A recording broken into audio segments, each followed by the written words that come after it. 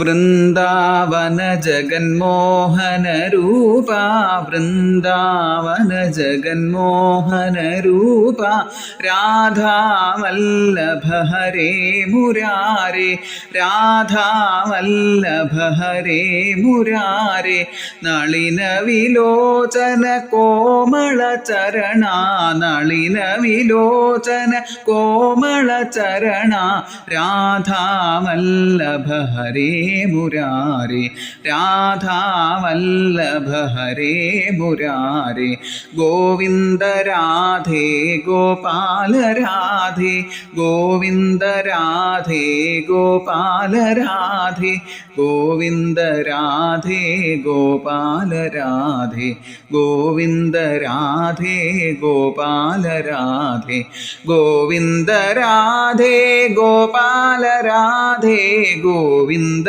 രാധേ ഗോപാല രാധേ ഗോവിന്ദ രാധേ ഗോപാല രാധേ ഗോവിന്ദ രാധേ ഗോപാല രാധേ ഗോവിന്ദ രാധേ ഗോപാല രാധേ ഗോവിന്ദ രാധേ ഗോപാല രാധേ വൃന്ദാവന ജഗന്മോഹന രൂപ വൃന്ദാവന ജഗന്മോഹന രൂപ രാധാവല്ലഭ ഹരേ മുരാരേ രാധാവല്ലഭ ഹരേ മുരാരേ നളിന വിലോചന കോമള ചരണ നളിന വിലോചന കോമള ചരണ രാധാവല്ലഭ ഹരേ മുരാരേ രാധാവല്ലഭ ഹരേ മുരാരേ.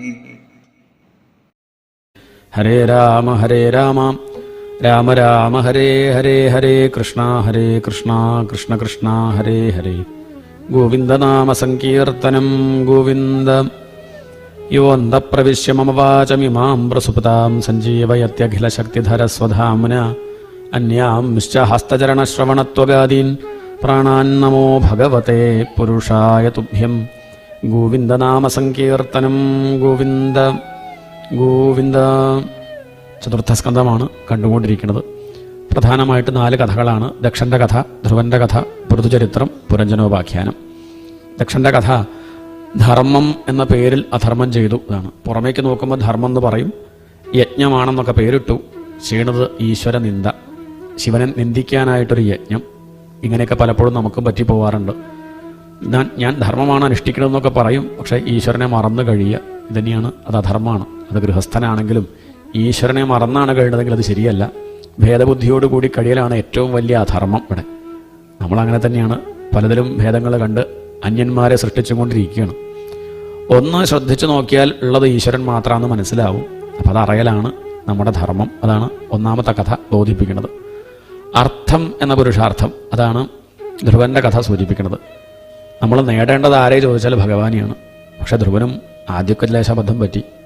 രാജ്യം ഭരിക്കണമെന്നും രാജാവായിട്ടിരിക്കണമെന്നും 36,000 കൊല്ലം രാജ്യം ഭരിക്കണം എന്നൊക്കെ ഒരു ചിന്ത ഉള്ളിൻ്റെ ഉള്ളിലുണ്ടായിരുന്നു. അതുകൊണ്ടാണ് ഭഗവാൻ നിൻ്റെ ആഗ്രഹമൊക്കെ ഞാൻ മനസ്സിലാക്കി, രാജ്യം നീ സുഖമായിട്ട് കുറേ കാലം ഭരിക്കട്ടെ എന്ന് അനുഗ്രഹിച്ചത്. പക്ഷേ പിന്നീട് അദ്ദേഹം തിരിച്ചറിഞ്ഞു, ഈശ്വരനെ കിട്ടലാണ് ഏറ്റവും വലിയ ലാഭം, ഭഗവാനെ മറക്കലാണ് വിപത്ത്, ഭഗവാനെ സ്മരിക്കലാണ് സമ്പത്തെന്ന് തിരിച്ചറിഞ്ഞ് ഈശ്വര സ്മരണ എന്നും ഉണ്ടാവണമെന്ന് പ്രാർത്ഥിച്ചു. ഈ തിരിച്ചറിവ് നമുക്കും ഉണ്ടാവണം. ഏറ്റവും വലിയ അർത്ഥം ഈശ്വരനെ ലഭിക്കലാണ്, ഈശ്വര സ്മരണയാണ്. അതാണ് രണ്ടാമത്തെ കഥ കാണിക്കുന്നത്. പിന്നീട് അടുത്ത കഥ പൃഥുചരിത്രമാണ്. അതിനുള്ള കാരണം ഈ നാരദ മഹർഷിയാണ് ധ്രുവന്റെ ചരിത്രം പാടിയതെന്ന് പറഞ്ഞു. പ്രജതസ്സുകൾക്കായിട്ട് പറഞ്ഞു കൊടുത്തതാ. അപ്പോഴാണ് ചോദ്യം, ആരാണ് പ്രജതസ്സുകൾ? ധ്രുവന്റെ വംശത്തിലുള്ളവർ തന്നെയാണ്. ബർഹിഷത്തിന്റെ മക്കളാണ്. ആരാ ബർഹിഷത്ത്? അപ്പം പിന്നെ കഥ വിസ്തരിക്കണ്ടേ? അങ്ങനെ ധ്രുവന്റെ വംശം വർണ്ണിച്ചു വരുമ്പം അതിൽ കുറേ രാജാക്കന്മാർ, അതിലെ അങ്കൻ എന്ന് പേരായിട്ടുള്ളൊരു രാജാവ്, ആ രാജാവിൻ്റെ കഥ പറയുകയാണ്. പുത്രനോടുള്ള മമത കൊണ്ട് ക്ലേശിച്ചു, ബുദ്ധിമുട്ടി. നമ്മൾ ഈശ്വരനിലേക്ക് അടുക്കാനായിട്ട് ശ്രമിക്കുമ്പം സാധകന്മാർ നേരിടുന്ന വലിയൊരു പ്രയാസമാണ് പൂർവ്വ സംസ്കാരം എന്നാണ്. നേരെയാവണമെന്ന് ആഗ്രഹമുണ്ട്, പക്ഷെ സാധിക്കൂല. അനിച്ഛന്നപി വാർഷ്ണേയ ബലാദിവ. അർജുനൻ ചോദിക്കുന്നുണ്ട്, കൃഷ്ണ നേരെയാവണമെന്നൊക്കെ ആഗ്രഹമുണ്ട്, പക്ഷേ നേരെയാവാനായിട്ട് പുറപ്പെടുമ്പം ആരോ ബലമായിട്ട് ഈ വേണ്ടാത്ത കാര്യങ്ങൾ ഇങ്ങനെ ചെയ്യിക്കുന്നത് പോലെ. അതാരാ? നീയല്ലേ എന്ന് ചോദിക്കാൻ പോകുന്നത്. കൃഷ്ണൻ പറഞ്ഞു, എന്നെ പിടിച്ച് അതിലിടണ്ട, ഞാനല്ല. കാമയേഷ ക്രോധയേഷ രജോ ഗുണ സമുദ്ഭവ. ഞാൻ ആരെക്കൊണ്ടും വേണ്ടാത്തത് ചെയ്യിക്കണില്ല. പക്ഷെ ആളിലൊക്കെ എന്നെ പറയും, ഒക്കെ ചെയ്തിട്ട് പറയും, ഭഗവാന്റെ സങ്കല്പം, അല്ലാണ്ട് എനിക്കിപ്പോൾ അങ്ങനെ പറയാൻ അപ്പം തോന്നുമോ? വേണ്ടത്തൊക്കെ പറഞ്ഞിട്ട് പറയുക മായ ഒക്കെ ഭഗവാന്റെ മായ പറഞ്ഞ എളുപ്പമുണ്ട്. ഞാനല്ല. കാമയേഷ അവരുടെ ഉള്ളിലുള്ള പൂർവ്വ സംസ്കാരം അതാണ്. ക്രോധ ഏഷ രജോ ഗുണ സമുദ്ഭവ ഉള്ളിലുള്ള രജോ ഗുണം അതിനെ വർദ്ധിപ്പിക്കുന്നതായിട്ടുള്ള ആഹാരങ്ങളാണ് കഴിക്കേണ്ടതെങ്കിൽ പിന്നെ ആ സ്വഭാവം കാണിക്കില്ലേ? അതാണ്. കഴിക്കുന്നത് മാത്രമല്ല, നമ്മൾ എന്തൊക്കെ അനുഭവിക്കുന്നുണ്ടോ അതും കഴിക്കുക. പറഞ്ഞ നാവുകൊണ്ട് മാത്രമല്ലല്ലോ, മൂക്കുകൊണ്ടും ചെവി കൊണ്ടും ഒക്കെ കഴിക്കാമല്ലോ. ആണ്. ദുർജനങ്ങളുടെ കൂടെ തന്നെയാണ് വാസം എങ്കിൽ അവരുടെ കൂടെ തന്നെ കഴിഞ്ഞ് അങ്ങനെ കഴിഞ്ഞിട്ടുണ്ടെങ്കിൽ അവരുടെ സ്വഭാവം അങ്ങനെയാവും. അതിൻ്റെ ഫലം അവരനുഭവിക്കും. അവരാണ് ആ ധർമ്മം വീണ്ടും വീണ്ടും ചെയ്യുന്നത്. അപ്പോൾ ആ പൂർവ്വ സംസ്കാരം പല രൂപത്തിൽ വരാം. പുത്രേഷണ, വിത്തേഷണ, ലോകൈഷണ എന്നൊക്കെ പറയാം ശാസ്ത്രത്തിൽ. മക്കളോടുള്ള ആസക്തി ആണ്. ഭാര്യയോടും കുട്ടിയോടുള്ള ആസക്തി ചിലർക്കതുണ്ടാവില്ല. ധനത്തിനോടുള്ള ആസക്തി, വിത്തൈഷണ, കാശിങ്ങനെ ഉണ്ടാക്കണം എന്നൊരു ഭ്രമം. ചിലർക്ക് അതിലായിരിക്കും. ചിലർക്ക് കാശ് വേണമെന്നില്ല, ഭാര്യ മക്കളോട് സ്നേഹമില്ല, പ്രശസ്തി മതി, പ്രശസ്തി വേണം, അതിനുള്ള വിചാരം, അതാണ് ലോകേഷണ. ഇങ്ങനെ പലതരത്തിൽ വരും. അതിൽ ആ കഥകളാണ് ഇവിടെ ഓരോരോ കാര്യങ്ങളിലായിട്ട് സൂചിപ്പിക്കുന്നത്. സതിദേവിക്ക് ബന്ധുക്കളോടുള്ള സ്നേഹമായിരുന്നു എന്നാണ്. അച്ഛനോടുള്ള സ്നേഹം കൊണ്ടാണ് ആപത്തുണ്ടായത്. അങ്ങനെ ശിവനെ മറന്നു, ഭഗവാനെ മറന്നു. ഭഗവാനിൽ നിന്ന് അകറ്റുന്നത് ഇങ്ങനെയുള്ള വിഷയങ്ങളാണ്. ഇവിടെ അംഗരാജാവിന് മകനോടുള്ള അതിസ്നേഹം അതില്ലാണ്ടിയായി. അതാണ്. ആദ്യം ഉണ്ണിയൊന്നുമില്ല, മക്കളൊന്നുമില്ല, മക്കളുണ്ടാവണം എന്നുള്ള മോഹം. അങ്ങനെ അദ്ദേഹം പുത്രകാമേഷ്ടി നടത്തി, ഒരു ഉണ്ണി ഉണ്ടായി. ലേശം പായസം കിട്ടി. ആ പായസം കൊണ്ട് കൊടുക്കുന്ന സമയത്ത് അദ്ദേഹം വാസനിച്ച് കൊടുത്തു ഭാര്യയ്ക്ക്. അപ്പം തന്നെ അത് നേരാവണ്ണായില്ല. കാരണം വാസനിച്ച് കഴിഞ്ഞാൽ കഴിച്ചതിന് തുല്യ. കഴിക്കുക പറഞ്ഞാൽ നേരത്തെ പറഞ്ഞു, നാവ് കൊണ്ട് കഴിക്കൽ മാത്രമല്ല, മൂക്കുകൊണ്ട് കഴിക്കാം, കണ്ണുകൊണ്ട് കഴിക്കാം, മനസ്സുകൊണ്ട് കഴിക്കാം. അതാണ് നിവേദ്യമൊക്കെ അടച്ചു കൊണ്ടുപോകാൻ കാരണം. ചിലരുടെ അത് നോക്കിയിട്ട് കഴിക്കും, അല്ലാണ്ട് കഴിച്ചിട്ടില്ല. നോക്കിക്കൊണ്ട് അങ്ങോട്ട് പായസം കഴിച്ചതിന് തുല്യമായി. അതാണ് ആ കർട്ടൻ ഇടുന്നത്. ഇനി ഇങ്ങോട്ട് നോക്കണ്ട. നിവേദ്യം എന്ന് പറയുന്നത് എന്താ വെച്ചാൽ വിട്ടു നിൽക്കുമെന്നാണ്. അങ്ങനെ പറയാൻ വയ്യാത്തതുകൊണ്ട് നിവേദ്യം എന്ന് വിളിച്ച് പറയാം, എങ്ങോട്ട് നോക്കണ്ട എന്നർത്ഥം. കാരണം നോക്കിയാൽ ചിലപ്പോൾ നമ്മൾ ആർത്തിയോണ്ടേ അതിൽ നമ്മൾ മോഹം വെച്ചാൽ കഴിച്ചതിന് തുല്യമായി. ഇതാണ്. ചിലതൊക്കെ കണ്ടിട്ട് നമുക്ക് നല്ല രസമുണ്ട്, തരക്കടില്ല എന്നൊക്കെ തോന്നിയാൽ തന്നെ അബദ്ധം. പ്രത്യേകിച്ച് അമ്പലത്തിലൊക്കെ വന്നിട്ട് നല്ല വിളക്ക് കാണുമ്പം നല്ല വിളക്ക് ഇങ്ങനെ ഒന്ന് കുടുംബത്തുണ്ടെങ്കിൽ ദേവസ്വം അപഹരിച്ച ദോഷം വന്നു. അതാണ് കട്ടു. അതാണ് മനസ്സുകൊണ്ട് കട്ടു. അതാ കുഴപ്പം. അപ്പം അങ്ങനെയൊന്നും ചിന്തിക്കേണ്ട. നേരെ ശ്രീലകത്തേക്ക് മാത്രം നോക്കുക, ഭഗവാനെ കണ്ടാൽ മതി, വേറൊന്നും കാണണ്ട. അങ്ങനെയാണ് വേണ്ടത്. അപ്പോൾ ആഹരിക്കുക എന്ന് പറഞ്ഞാൽ കണ്ണുകൊണ്ട് മാത്രമല്ല, നാവുകൊണ്ട് മാത്രമല്ല. കണ്ണിൻ്റെ ആഹാരമാണ് കാഴ്ച അല്ലെങ്കിൽ ദൃശ്യം, ചെവിയുടെ ആഹാരമാണ് ശബ്ദം, മൂക്കിൻ്റെ ആഹാരമാണ് ഗന്ധം, നാവിൻ്റെ ആഹാരമാണ് അത് നമുക്ക് പലഹാരം മാത്രമേ ഇഷ്ടമുള്ളൂ, അതല്ല, അത് നാവിൻ്റെ ആഹാരം. ബാക്കിയുള്ളതൊക്കെ കണ്ണിൻ്റെയും മൂക്കിൻ്റെയും ഒക്കെ ആഹാരങ്ങളാണ്. അപ്പോൾ ആ വിഷയങ്ങളോടുള്ള അമിതമായ ആസക്തി അത് പാടില്ല. ഇവിടെ അദ്ദേഹത്തിന് എന്ത് പറ്റി? വിഷയാസക്തനാന്ന് കാണിക്കുകയാണ്. ഗന്ധം എന്നുള്ളത് കൊണ്ട് ഉദ്ദേശിക്കുന്നത് വിഷയവാസന എന്നാണ് അർത്ഥം. എന്താ ഗന്ധം എന്ന് പറഞ്ഞാൽ? വിഷയവാസന. എന്താ വാസന? വാസന പറഞ്ഞ ഒരു താല്പര്യം, അതാണ്. ആ ഒരു താല്പര്യം ഇയാൾക്കുണ്ട്. അതുകൊണ്ടാണ് അദ്ദേഹം ബുദ്ധിമുട്ടിയത്. എന്തായാലും അതിൻ്റെ ഫലമായിട്ട് ഉണ്ണിണ്ടായി. പേര് വേനൻ, മഹാമോശക്കാരനാ. എച്ചൽ കഴിച്ചുണ്ടായതുകൊണ്ട് സ്വഭാവം നന്നല്ല. ചെറിയ കുട്ടിയാകുമ്പോൾ തന്നെ ജന്തുക്കളെയൊക്കെ ദ്രോഹിക്കും. അപ്പോൾ അതേ പറ്റുള്ളൂ. അതുകൊണ്ടാണ്, ചെറിയ കുട്ടിയല്ലേ, അപ്പോൾ അതല്ലേ പറ്റുള്ളൂ. വലുതായപ്പം പിന്നെ വലിയ ആൾക്കാരെയും ദ്രോഹിക്കാൻ തുടങ്ങി. കുറച്ചും കണ്ട് കഴിഞ്ഞപ്പോൾ ജനങ്ങൾക്കൊക്കെ വലിയ പ്രയാസമായി. രാജാവിൻ്റെ അടുത്ത് വന്ന് പരാതി പറയും. രാജാവെ, അങ്ങയുടെ മകൻ്റെ ശല്യം സഹിക്കാൻ വയ്യ. രാജാവ് വിളിച്ച് ഉപദേശിക്കാമെന്ന് കരുതി വേനനെ അടുത്ത് വിളിച്ചു. വേന, ഇങ്ങനെയൊന്നും ചെയ്യാൻ പാടില്ല എന്ന് പറയാൻ പുറപ്പെടുമ്പോഴേക്കും ഭാര്യ വിലങ്ങി നിന്നു. ഭാര്യ പറഞ്ഞു, ഈ പ്രായത്തിൽ അങ്ങനെയൊക്കെ തന്നെയാണ് ഉണ്ടാവുക, 10-16 വയസ്സല്ലേ ആയുള്ളൂ, ആൺകുട്ടിയല്ലേ, അങ്ങനെ തന്നെയാണ്, കുറേ കഴിയുമ്പോൾ നേരെയാവും എന്നൊക്കെ ആര്? ഭാര്യയുടെ വക ഉപദേശം രാജാവിന്. ശരി എന്ന് പറഞ്ഞു വിട്ടു. വീണ്ടും അപകടങ്ങൾ കുറേ ചെയ്തു. വീണ്ടും പ്രജകൾ വന്ന് പരാതി പറഞ്ഞു. ഉപദേശിക്കാമെന്ന് കരുതി വീണ്ടും മകനെ വിളിച്ചു. ഉപദേശിക്കാൻ പുറപ്പെട്ടപ്പോഴേക്കും വീണ്ടും ഭാര്യ വന്ന് തടഞ്ഞു. എന്തു ചെയ്യും? വലിയ വിഷമം. താൻ വലിയ രാജാവൊക്കെയാണ്, പക്ഷേ വീട്ടിലൊരു വിലയില്ല. ഇതാണ് ഗൃഹസ്ഥനെ സംബന്ധിച്ച് ഏറ്റവും വലിയ വിഷമം. അതാണ്. നാട്ടുകാർ മുഴുവൻ ബഹുമാനിച്ചുകൊണ്ട് കാര്യമില്ല. ഭാര്യയ്ക്കും മക്കൾക്കും വില വേണം. അവരൊന്നും ബഹുമാനിക്കേണ്ട, അതില്ല. പിന്നെന്ത് കാര്യം? താൻ വലിയ രാജാവാണെന്നേ ഉള്ളൂ. അതുകൊണ്ട് വേണ്ട. ഭാര്യയും പറഞ്ഞാൽ കേൾക്കണില്ല, മകനും പറഞ്ഞാൽ കേൾക്കണില്ല. എന്തിനീ കൊട്ടാരത്തിൽ ഇങ്ങനെ കഴിയണം? ഒക്കെ വിട്ട് കാട്ടിൽ പോയാലോ എന്ന് കരുതി അദ്ദേഹം വിഷമിച്ചും കൊണ്ട് എല്ലാം വിട്ട് അദ്ദേഹം കാട്ടിലേക്ക് പോയി. കാട്ടിലേക്ക് പോയതുകൊണ്ട് എന്ത് പറ്റിച്ചാൽ അവിടെ എത്തിയപ്പോഴും ഭാര്യയുടെയും മകൻ്റെയും ചിന്ത കുറച്ച് ദിവസമേ ഉണ്ടായുള്ളൂ. പിന്നെ അത് പോയി. കാരണം അവർക്ക് തന്നെ സ്നേഹമൊന്നുമില്ല. പിന്നെന്തിന് എന്ന് പറഞ്ഞ് അദ്ദേഹം ഭഗവാന്റെ നാമം ജപിച്ച് ഭഗവാനെ തന്നെ ഭജിച്ച് അദ്ദേഹത്തിന് ശാന്തി ഉണ്ടായിരുന്നു, മനഃശാന്തി ഉണ്ടായി. മനഃശാന്തി ഉണ്ടായപ്പോൾ അദ്ദേഹം നാട്ടിലേക്കൊരു കത്തയച്ചു. എല്ലാവരും എന്നെ പോലെ ആവണിട്ടു, സുഖമായിട്ടിരിക്കുക, അങ്ങോട്ട് പോന്നേക്കോ എന്നാണ്, കാട്ടിലേക്ക് പോന്നേക്കോ. എല്ലാവരും പ്രാർത്ഥിക്കേണ്ടത് എങ്ങനെയാണ്? എന്നെപ്പോലെ ചീത്ത ഭാര്യയും കുട്ടി ഉണ്ടാവണേ എന്ന് പ്രാർത്ഥിക്കുക. പറഞ്ഞാൽ കേൾക്കാത്ത ഭാര്യയും മക്കളും. കഥപത്യം വരം മന്യേ സതപത്യാത് ശുചാം പദാത് നിർവിദ്യേത ഗൃഹാൻ മർത്യോ യത് ക്ലേശ നിവഹാഹ ഗൃഹാഹ. എന്താ അങ്ങനെ പ്രാർത്ഥിക്കാൻ കാരണം, അങ്ങനെ പറയാൻ കാരണം? എത്രയോ വേദാന്ത ക്ലാസ്സിൽ ഞാൻ പോയിരുന്നിട്ടുണ്ട്. എത്രയോ അന്തര്യോഗം, വലിയ വലിയ സ്വാമിയാരുടെ പ്രഭാഷണമൊക്കെ കുറേ കേട്ടതാണ്. എത്രയോ ദിവസം ഞാൻ ഒറ്റയ്ക്കിരുന്ന് അങ്ങനെ മനനം ചെയ്തിട്ടുണ്ട്, വിചാരം ചെയ്തിട്ടുണ്ട്. എന്നിട്ടൊന്നും കിട്ടാത്ത വിരക്തി എനിക്ക് ഭാര്യ പറഞ്ഞാൽ കേൾക്കാണ്ടിയായപ്പോൾ, മക്കൾ പറഞ്ഞാൽ കേൾക്കാണ്ടിയായപ്പോൾ കിട്ടി എന്നാണ്. അത്രയും വേണ്ടു. ഈ ഭാഗവതമൊക്കെ കേട്ടാലും ചിലപ്പോൾ നമുക്കത് ബോധ്യാവില്ല. സാഹചര്യം പ്രതികൂലമാകുമ്പോൾ പെട്ടെന്ന് വിരക്തി വരും. പറഞ്ഞാൽ കേൾക്കണ ഭാര്യയും കുട്ടിയൊക്കെ ഉണ്ടെങ്കിൽ ആരാ സപ്താഹം കേൾക്കാൻ വരിക? വിചാരിക്കുമ്പോഴേക്കും കാപ്പി. പറഞ്ഞാൽ അത് കേൾക്കണ കുട്ടി ഒക്കെ ആകുമ്പം നമുക്ക് വീട്ടിലിരിക്കാനേ തോന്നുള്ളൂ, വേറെ എവിടെയും പോകാൻ തോന്നില്ല. അതൊക്കെ ലേശം പ്രതികൂലമാകുമ്പോഴാണ് മെല്ലെ മെല്ലെ അമ്പലത്തിലേക്കും ആശ്രമങ്ങളിലേക്കും ആധ്യാത്മികമായിട്ടുള്ള വിഷയങ്ങളിലേക്കൊക്കെ ശ്രദ്ധ സാധാരണക്കാർക്ക് വരിക. അതുകൊണ്ട് അദ്ദേഹം പറയാണ്, ആ മകൻ വിപരീതമായപ്പോൾ, ഭാര്യ വിപരീതമായപ്പോൾ എനിക്ക് പെട്ടെന്ന് തന്നെ വിരക്തി വന്നു. അതുകൊണ്ട് ആ കാര്യം ചിന്തിക്കേണ്ടല്ലോ, ഭാര്യയുടെയും കുട്ടിയുടെയും കാര്യം ചിന്തിക്കേണ്ട. നമുക്കൊക്കെ ആ ചിന്ത കൊണ്ടാണ് ഒന്നും ശ്രദ്ധിക്കാൻ പറ്റാത്തത്. ഇതിപ്പോൾ ആ ചിന്ത വേണ്ട. അതുകൊണ്ട് ഈശ്വരനെ തന്നെ ചിന്തിച്ച് എത്രയും പെട്ടെന്ന് ശാന്തി അനുഭവിക്കാൻ സാധിച്ചു. അതുകൊണ്ട് നിങ്ങളും ഇങ്ങനെ പ്രാർത്ഥിക്കണ്ടേ? അയാൾ അങ്ങനെ പറഞ്ഞേ ഉള്ളൂ, നമ്മൾ നല്ലത് പ്രാർത്ഥിച്ചാൽ മതി. ഇനിയിപ്പോൾ അഥവാ തിരിഞ്ഞു പോയാലും വിഷമിക്കേണ്ട. അതാണ്, അഥവാ പറഞ്ഞാൽ കേൾക്കാത്ത ഭർത്താവും അല്ലെങ്കിൽ പറഞ്ഞാൽ കേൾക്കാത്ത ഭാര്യയും മക്കളൊക്കെ ആണെങ്കിലും വിഷമിക്കേണ്ട. അത് ഭഗവാൻ അങ്ങനെ തന്നു. എന്തിനു വേണ്ടി? ഭഗവാനോട് അടുക്കാൻ വേണ്ടി എന്ന് കണക്കാക്കി ജീവൻ അതിലേക്ക് ശ്രമിക്കണം. അതാണ് പ്രധാനം. അതിനാണ് ഈ ജന്മം കിട്ടിയത്. അതാണ് താല്പര്യം. ഏതായാലും അങ്ങനെ അദ്ദേഹത്തിന് മുക്തി കിട്ടി എന്നുള്ള കഥ. അദ്ദേഹം പോയതോടുകൂടി രാജ്യം ഭരിക്കാൻ ആളില്ലാണ്ടായി. അവസാനം ഋഷീശ്വരന്മാർ ഈ വേനനെ പിടിച്ച രാജാവാക്കി. ആള് ദുഷ്ടനാണ്, എന്നാലും വല്ല സ്ഥാനം കിട്ടി അടങ്ങിയിരുന്നുള്ളല്ലോ കരുതി. സ്ഥാനം കിട്ടിയപ്പോഴോ കള്ളൻ്റെ കയ്യിൽ താക്കോല് കൊടുത്താൽ എങ്ങനെ ഉണ്ടാവും? അതുപോലെ അവസ്ഥ. ആരും യാഗം ചെയ്യരുത്, യജ്ഞം ചെയ്യരുത്, ഹോമിക്കരുത്, പൂജ കഴിക്കരുത് എന്നങ്ങോട്ട് പറഞ്ഞു നടക്കാൻ തുടങ്ങി. വലിയ പ്രയാസം. ഋഷീശ്വരന്മാർ ഉപദേശിക്കാമെന്ന് കരുതി അടുത്ത് എന്ന് പറഞ്ഞു, വേന ഇങ്ങനെ പാടില്ല. നിന്റെ അച്ഛൻ വലിയ ധർമ്മിഷ്ഠനായിരുന്നല്ലോ, ഭഗവാനെ പൂജിക്കണം എന്ന് പറയുന്ന ആളായിരുന്നല്ലോ, ധർമ്മം അനുഷ്ഠിക്കുന്ന ആളായിരുന്നല്ലോ, നീ എന്താ ഇങ്ങനെ? ഇത് ശരിയല്ല. ഭഗവാന്റെ കാരുണ്യം കൊണ്ടാണ് നമ്മളൊക്കെ ഇവിടെ കഴിഞ്ഞു പോകുന്നത്.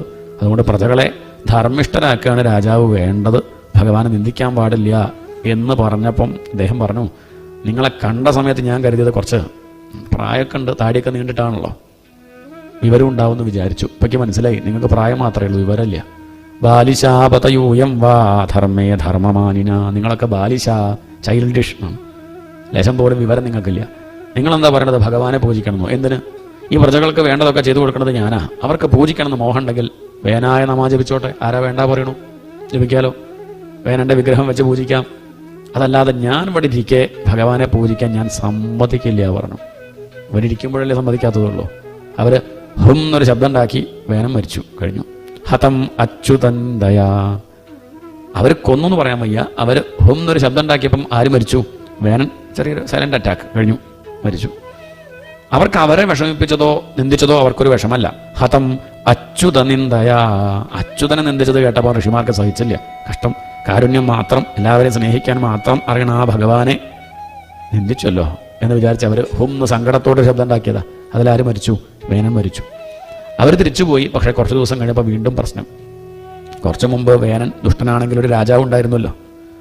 ഇപ്പം എന്ത് പറ്റിച്ച ആ വാളെടുത്തവരൊക്കെ വെളിച്ചപ്പാടുമാരായിട്ട് മാറി. അതാണ് ഉണ്ടായത്. വലിയ ബുദ്ധിമുട്ടായി, വലിയ പ്രയാസം, അരാജക ദോഷം. അപ്പോഴാണ് മനസ്സിലാക്കിയത് ഋഷീശ്വരന്മാർ, ഇയാളുടെ ശരീരം അമ്മ നല്ല സ്നേഹമുണ്ട് മകനോടെ, അതുകൊണ്ട് എണ്ണത്തോണിലിട്ട് സൂക്ഷിച്ചതാ, ദഹിപ്പിച്ചില്ല. അത് മനസ്സിലാക്കിയ അവർ വന്ന് ആ സുനീതയോട്, അമ്മയോട് മകൻ്റെ ശരീരം വാങ്ങി അവർ ആ കാലം കണ്ട് കടഞ്ഞു. ഇവൻ്റെ ദോഷങ്ങൾ മുഴുവൻ ഉരുണ്ടുകൂടി വരട്ടെ എന്ന് സങ്കല്പിച്ച് കാലം കണ്ട് കടഞ്ഞപ്പം അതിൽ നിന്ന് കുറച്ച് കറുത്ത് കുറുതായും കൊണ്ടൊരു വിദ്വാൻ ഉണ്ടായി. അതാണ് കാട്ടാളൻ. പാപം മുഴുവൻ ഒരുമിച്ച് വന്നതാ. നീ ഇവിടെ നിൽക്കണ്ട, കാട്ടിലേക്ക് പോയിക്കോളൂ എന്ന് പറഞ്ഞ് അവനെ പറഞ്ഞയച്ചു.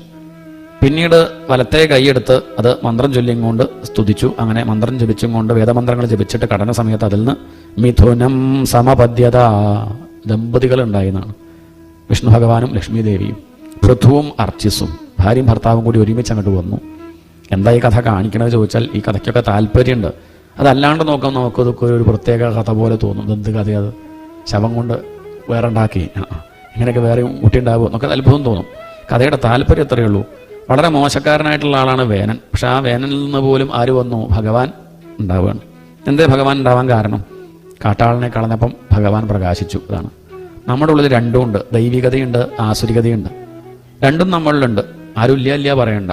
ചിലപ്പോൾ നമുക്കിങ്ങനെ തോന്നും, അല്ലട്ടോ ആസുരികതയൊന്നും ഇല്ല എനിക്ക് എന്നൊക്കെ തോന്നും. അമ്പലമായതുകൊണ്ട് സപ്താഹത്തിന് മുന്നിൽ ഇരിക്കുന്നത് കൊണ്ടൊക്കെ അങ്ങനെ തോന്നുകയാണ്. നമ്മളിരുന്ന കസേരയിൽ വേറെ ആൾ വന്നിരുന്നാൽ മതി ഉച്ചയ്ക്ക് ശേഷം. അപ്പം നമുക്ക് മനസ്സിലാവും നമ്മൾ ദേവനാണോ അസുരനാണോ അത് മനസ്സിലാവും. ഇത്രയേ ഉള്ളൂ. ഏശൊന്ന് സാഹചര്യം പ്രതികൂലമായ ഉള്ളിലുള്ള കാട്ടാളം പുറമേക്ക് വരും. അതുകൊണ്ട് കാട്ടാളത്വം നമുക്കുണ്ട്, ഇല്ല പറയണ്ട. നന്മയുമുണ്ട് തിന്മയുമുണ്ട്, രണ്ടുമുണ്ട്. പക്ഷെ നമ്മൾ എന്തിനെ പോഷിപ്പിക്കുന്നോ അനുസരിച്ചിരിക്കും നമ്മുടെ അനുഭവം ആണ്. ശാന്തിയാണോ സുഖമാണോ ദുഃഖമാണോ എന്നുള്ളത് നമ്മൾ ഏതിനെയാണ് പോഷിപ്പിക്കുന്നത് അതിനനുസരിച്ചിരിക്കും. ഉള്ളിലുള്ള ചെകുത്താനാണ് നമ്മൾ ഭക്ഷണം കൊടുക്കണതെങ്കിൽ അയാൾ വളരും. ഈശ്വരനാണ് ഭക്ഷണം കൊടുക്കണതെങ്കിൽ ഈശ്വരൻ വളരും എന്ന് പറഞ്ഞാൽ ഇപ്പോൾ ഭാഗവതമൊക്കെ കേൾക്കുമ്പോൾ ഉള്ളിലുള്ള ദൈവികത വർദ്ധിക്കുകയാണ്. അപ്പോൾ ആസുരികതയിൽ നിൽക്കാൻ പറ്റില്ല, അത് പോയിക്കോളും. നേരെ മറിച്ച് നമ്മൾ അസുരനെയാണ് വളർത്തുന്നതെങ്കിലോ ലോക വിഷയങ്ങൾ കണ്ടും കേട്ടും പറഞ്ഞും അങ്ങനെ ഇരിക്കുകയാണെങ്കിൽ ഉള്ളിലുള്ള അസുരനാണ് വളരുക. ഇവിടെ ആ കാട്ടാളനെ മുഴുവനായിട്ട് എടുത്ത് കളഞ്ഞു. പിന്നെ ആര് പ്രകാശിച്ചു? ആ ദുഷ്ടനായ വേനലിൽ പോലും ഈശ്വരീയത. പിന്നെ നമ്മളെ കാര്യം പറയണോ? ഉണ്ട്.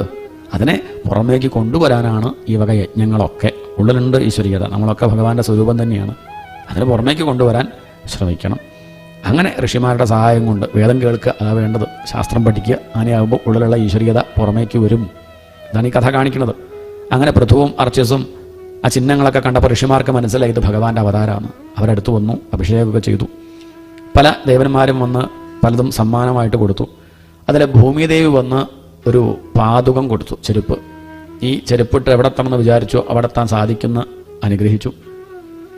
ഇനിയിപ്പം വേണ്ടതെന്താ? സൂതമാഗത വന്തികളൊക്കെ വന്ന് കേമായിട്ട് ഈ ഭഗവാനെ സ്തുതിച്ചു രാജാവിനെ. രാജാവ് പറഞ്ഞു, വേണ്ട, എന്നെ സ്തുതിക്കണ്ട. ഭോ സൂത ഹേമാഗത സൗമ്യവന്തിൻ ലോകെ അധുനാ സ്പഷ്ട ഗുണസ്യ മേ സ്യാത്. എന്നെ സ്തുതിക്കേണ്ട കാര്യമില്ല, കാരണം ഞാൻ പ്രത്യേകിച്ചൊന്നും ചെയ്തിട്ടില്ല. എന്തെങ്കിലും കർമ്മം ചെയ്താൽ ആ കർമ്മം നേരെ എന്നൊക്കെ പറഞ്ഞ് സ്തുതിക്കാം.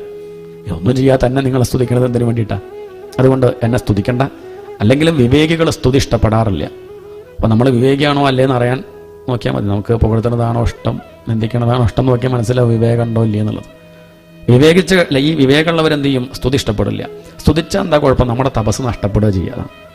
ആളുകൾ നമ്മളെ മുഖത്ത് നോക്കി നന്നായിട്ടുണ്ട് കേമനാന്നൊക്കെ പറഞ്ഞാൽ എന്താ സംഭവിക്കുന്നത്? അന്ന് വൈകുന്നേരം ഇരുന്ന് 1008 ഗായത്രി ജപിക്കണം. ഇല്ലെങ്കിലോ അവർ നന്നായിട്ടുണ്ട് പറഞ്ഞാൽ തപസ് ചോർന്ന് പോവുകയാണ്. അത് മനസ്സിലാക്കണം. അസമ്മാന തപോവൃദ്ധി. നമ്മളെ നിന്ദിച്ചാൽ നമ്മുടെ തപസ് വർദ്ധിക്കുക ചെയ്യുക. നമ്മളെ ബഹുമാനിച്ചാൽ പുകഴ്ത്തിയാൽ തപസ് നഷ്ടപ്പെടുക ചെയ്യുക. അതുകൊണ്ടാണ് ശരിക്കും പറഞ്ഞാൽ നമ്മളൊക്കെ ചീത്ത പറയാൻ നിന്ദിക്കാൻ വേണ്ടി പൈസ കൊടുത്ത ആളേർപ്പാടൊക്കെ വേണ്ടത്. പക്ഷെ പലപ്പോഴും തിരിച്ചാ ശമ്പളം കൊടുത്ത് സ്തുതിപാഠകന്മാരെ നിർത്തും. രാജാവ് പറഞ്ഞു, എന്നെ സ്തുതിക്കണ്ട. ഇവിടെ സ്തുത്യർഹനായിട്ടൊരാളേ ഉള്ളൂ, അത് ഭഗവാൻ മാത്രമാണ്. സ്തുതിക്കണമെന്ന് മോഹമുണ്ടെങ്കിൽ ഭഗവാനെ സ്തുതിച്ചോളൂ. ഇത് കേട്ടപ്പോൾ അവർക്ക് അത്ഭുതമായി. ഇയാളുടെ അച്ഛൻ ഇങ്ങനെയല്ലായിരുന്നു. വേനം പറഞ്ഞത് സ്തുതിക്കണമെന്ന് മോഹമുണ്ടെങ്കിൽ എന്നെ സ്തുതിച്ചാൽ മതി എന്നാണ് പറഞ്ഞത്. ഇദ്ദേഹം തിരിച്ച് അവർ വീണ്ടും സ്തുതിച്ചു. കാരണം ഇങ്ങനെയൊന്നും പറയുന്ന രാജാക്കന്മാരെ ഞങ്ങൾ ഇതുവരെയും കണ്ടിട്ടില്ല എന്ന് പറഞ്ഞ് ആ പൃഥുവിനെ വീണ്ടും സ്തുതിക്കുകയുണ്ടായത്. പൃഥ്വിരാജാവ് ആലോചിച്ചു, താൻ എന്തു വേണം? രാജാവാണ്. രാജാവ് എന്ന് പറഞ്ഞ അർത്ഥം എന്താ? രഞ്ജയതി ഇതി രാജ. രഞ്ജിപ്പിക്കുന്നവനാണ്, സന്തോഷിപ്പിക്കുന്നവൻ, പ്രജകളെ നേർവഴിക്ക് നയിക്കുന്നവൻ ആണ്. പ്രവർത്തതാം പ്രകൃതിഹിതായ പാർത്ഥിവ. പാർത്ഥിവൻ എന്ന് പറഞ്ഞാൽ പ്രകൃതിക്ക് ഹിതമായിട്ട് ചെയ്യുന്നവൻ എന്നാണ്. ലോകരെ നേർവഴിക്ക് നയിക്കുക, അവർക്കൊക്കെ ആനന്ദം കൊടുക്കുക, സമാധാനം കൊടുക്കുക. അതിനുവേണ്ടി അദ്ദേഹം ചോദിച്ചു, പ്രജകളെ നിങ്ങൾക്ക് വലിയ ദുഃഖമുണ്ടോ? എന്തെങ്കിലും പ്രശ്നങ്ങളുണ്ടോ? സങ്കടക്കാരെങ്കിലും ഉണ്ടോ ചോദിച്ചു. അപ്പോൾ അവിടെ ഉള്ളവരൊക്കെ സങ്കടക്കാരാ. അവർ പറഞ്ഞു, വലിയ വിഷമം തന്നെയാണ്. എന്താ വിഷമം? അകത്തും പുറത്തും ചൂടാണ്. പുറത്തൊന്നുമില്ല, കൃഷി ചെയ്താലൊന്നും ഉണ്ടാവണില്ല, വൃക്ഷങ്ങളൊക്കെ വാടി കൊഴിഞ്ഞു, അതാണ്. പൂക്കളൊന്നുമില്ല, ഫലങ്ങളില്ല, ആകെ പ്രയാസമാണ്. വയം രാജൻ ജാഠരേണാഭിതപ്ത. ഉള്ളിലാവട്ടെ ജഠരാഗ്നി ആണ്, വിശപ്പ്. കഴിച്ചിട്ട് കാലങ്ങളായി, നല്ല വിശപ്പും ദാഹമുണ്ട്. ഇതാണ് ഇവിടുത്തെ അവസ്ഥ. രാജാവ് അന്വേഷിച്ചു, എന്താ ഇപ്പം ഇങ്ങനെ ഇവിടെ ആർക്കൊന്നും ഭക്ഷണം കഴിക്കാൻ ഒന്നും വിഭവങ്ങൾ കിട്ടാത്തത്? അന്വേഷിച്ചപ്പോൾ മനസ്സിലായി, ഭൂമി ഒളിപ്പിച്ച് വെച്ചതാണ്. അത് മനസ്സിലാക്കിയ രാജാവ് ആയുധമെടുത്ത് ഭൂമിയുടെ നേരെ അങ്ങോട്ട് പുറപ്പെട്ടു.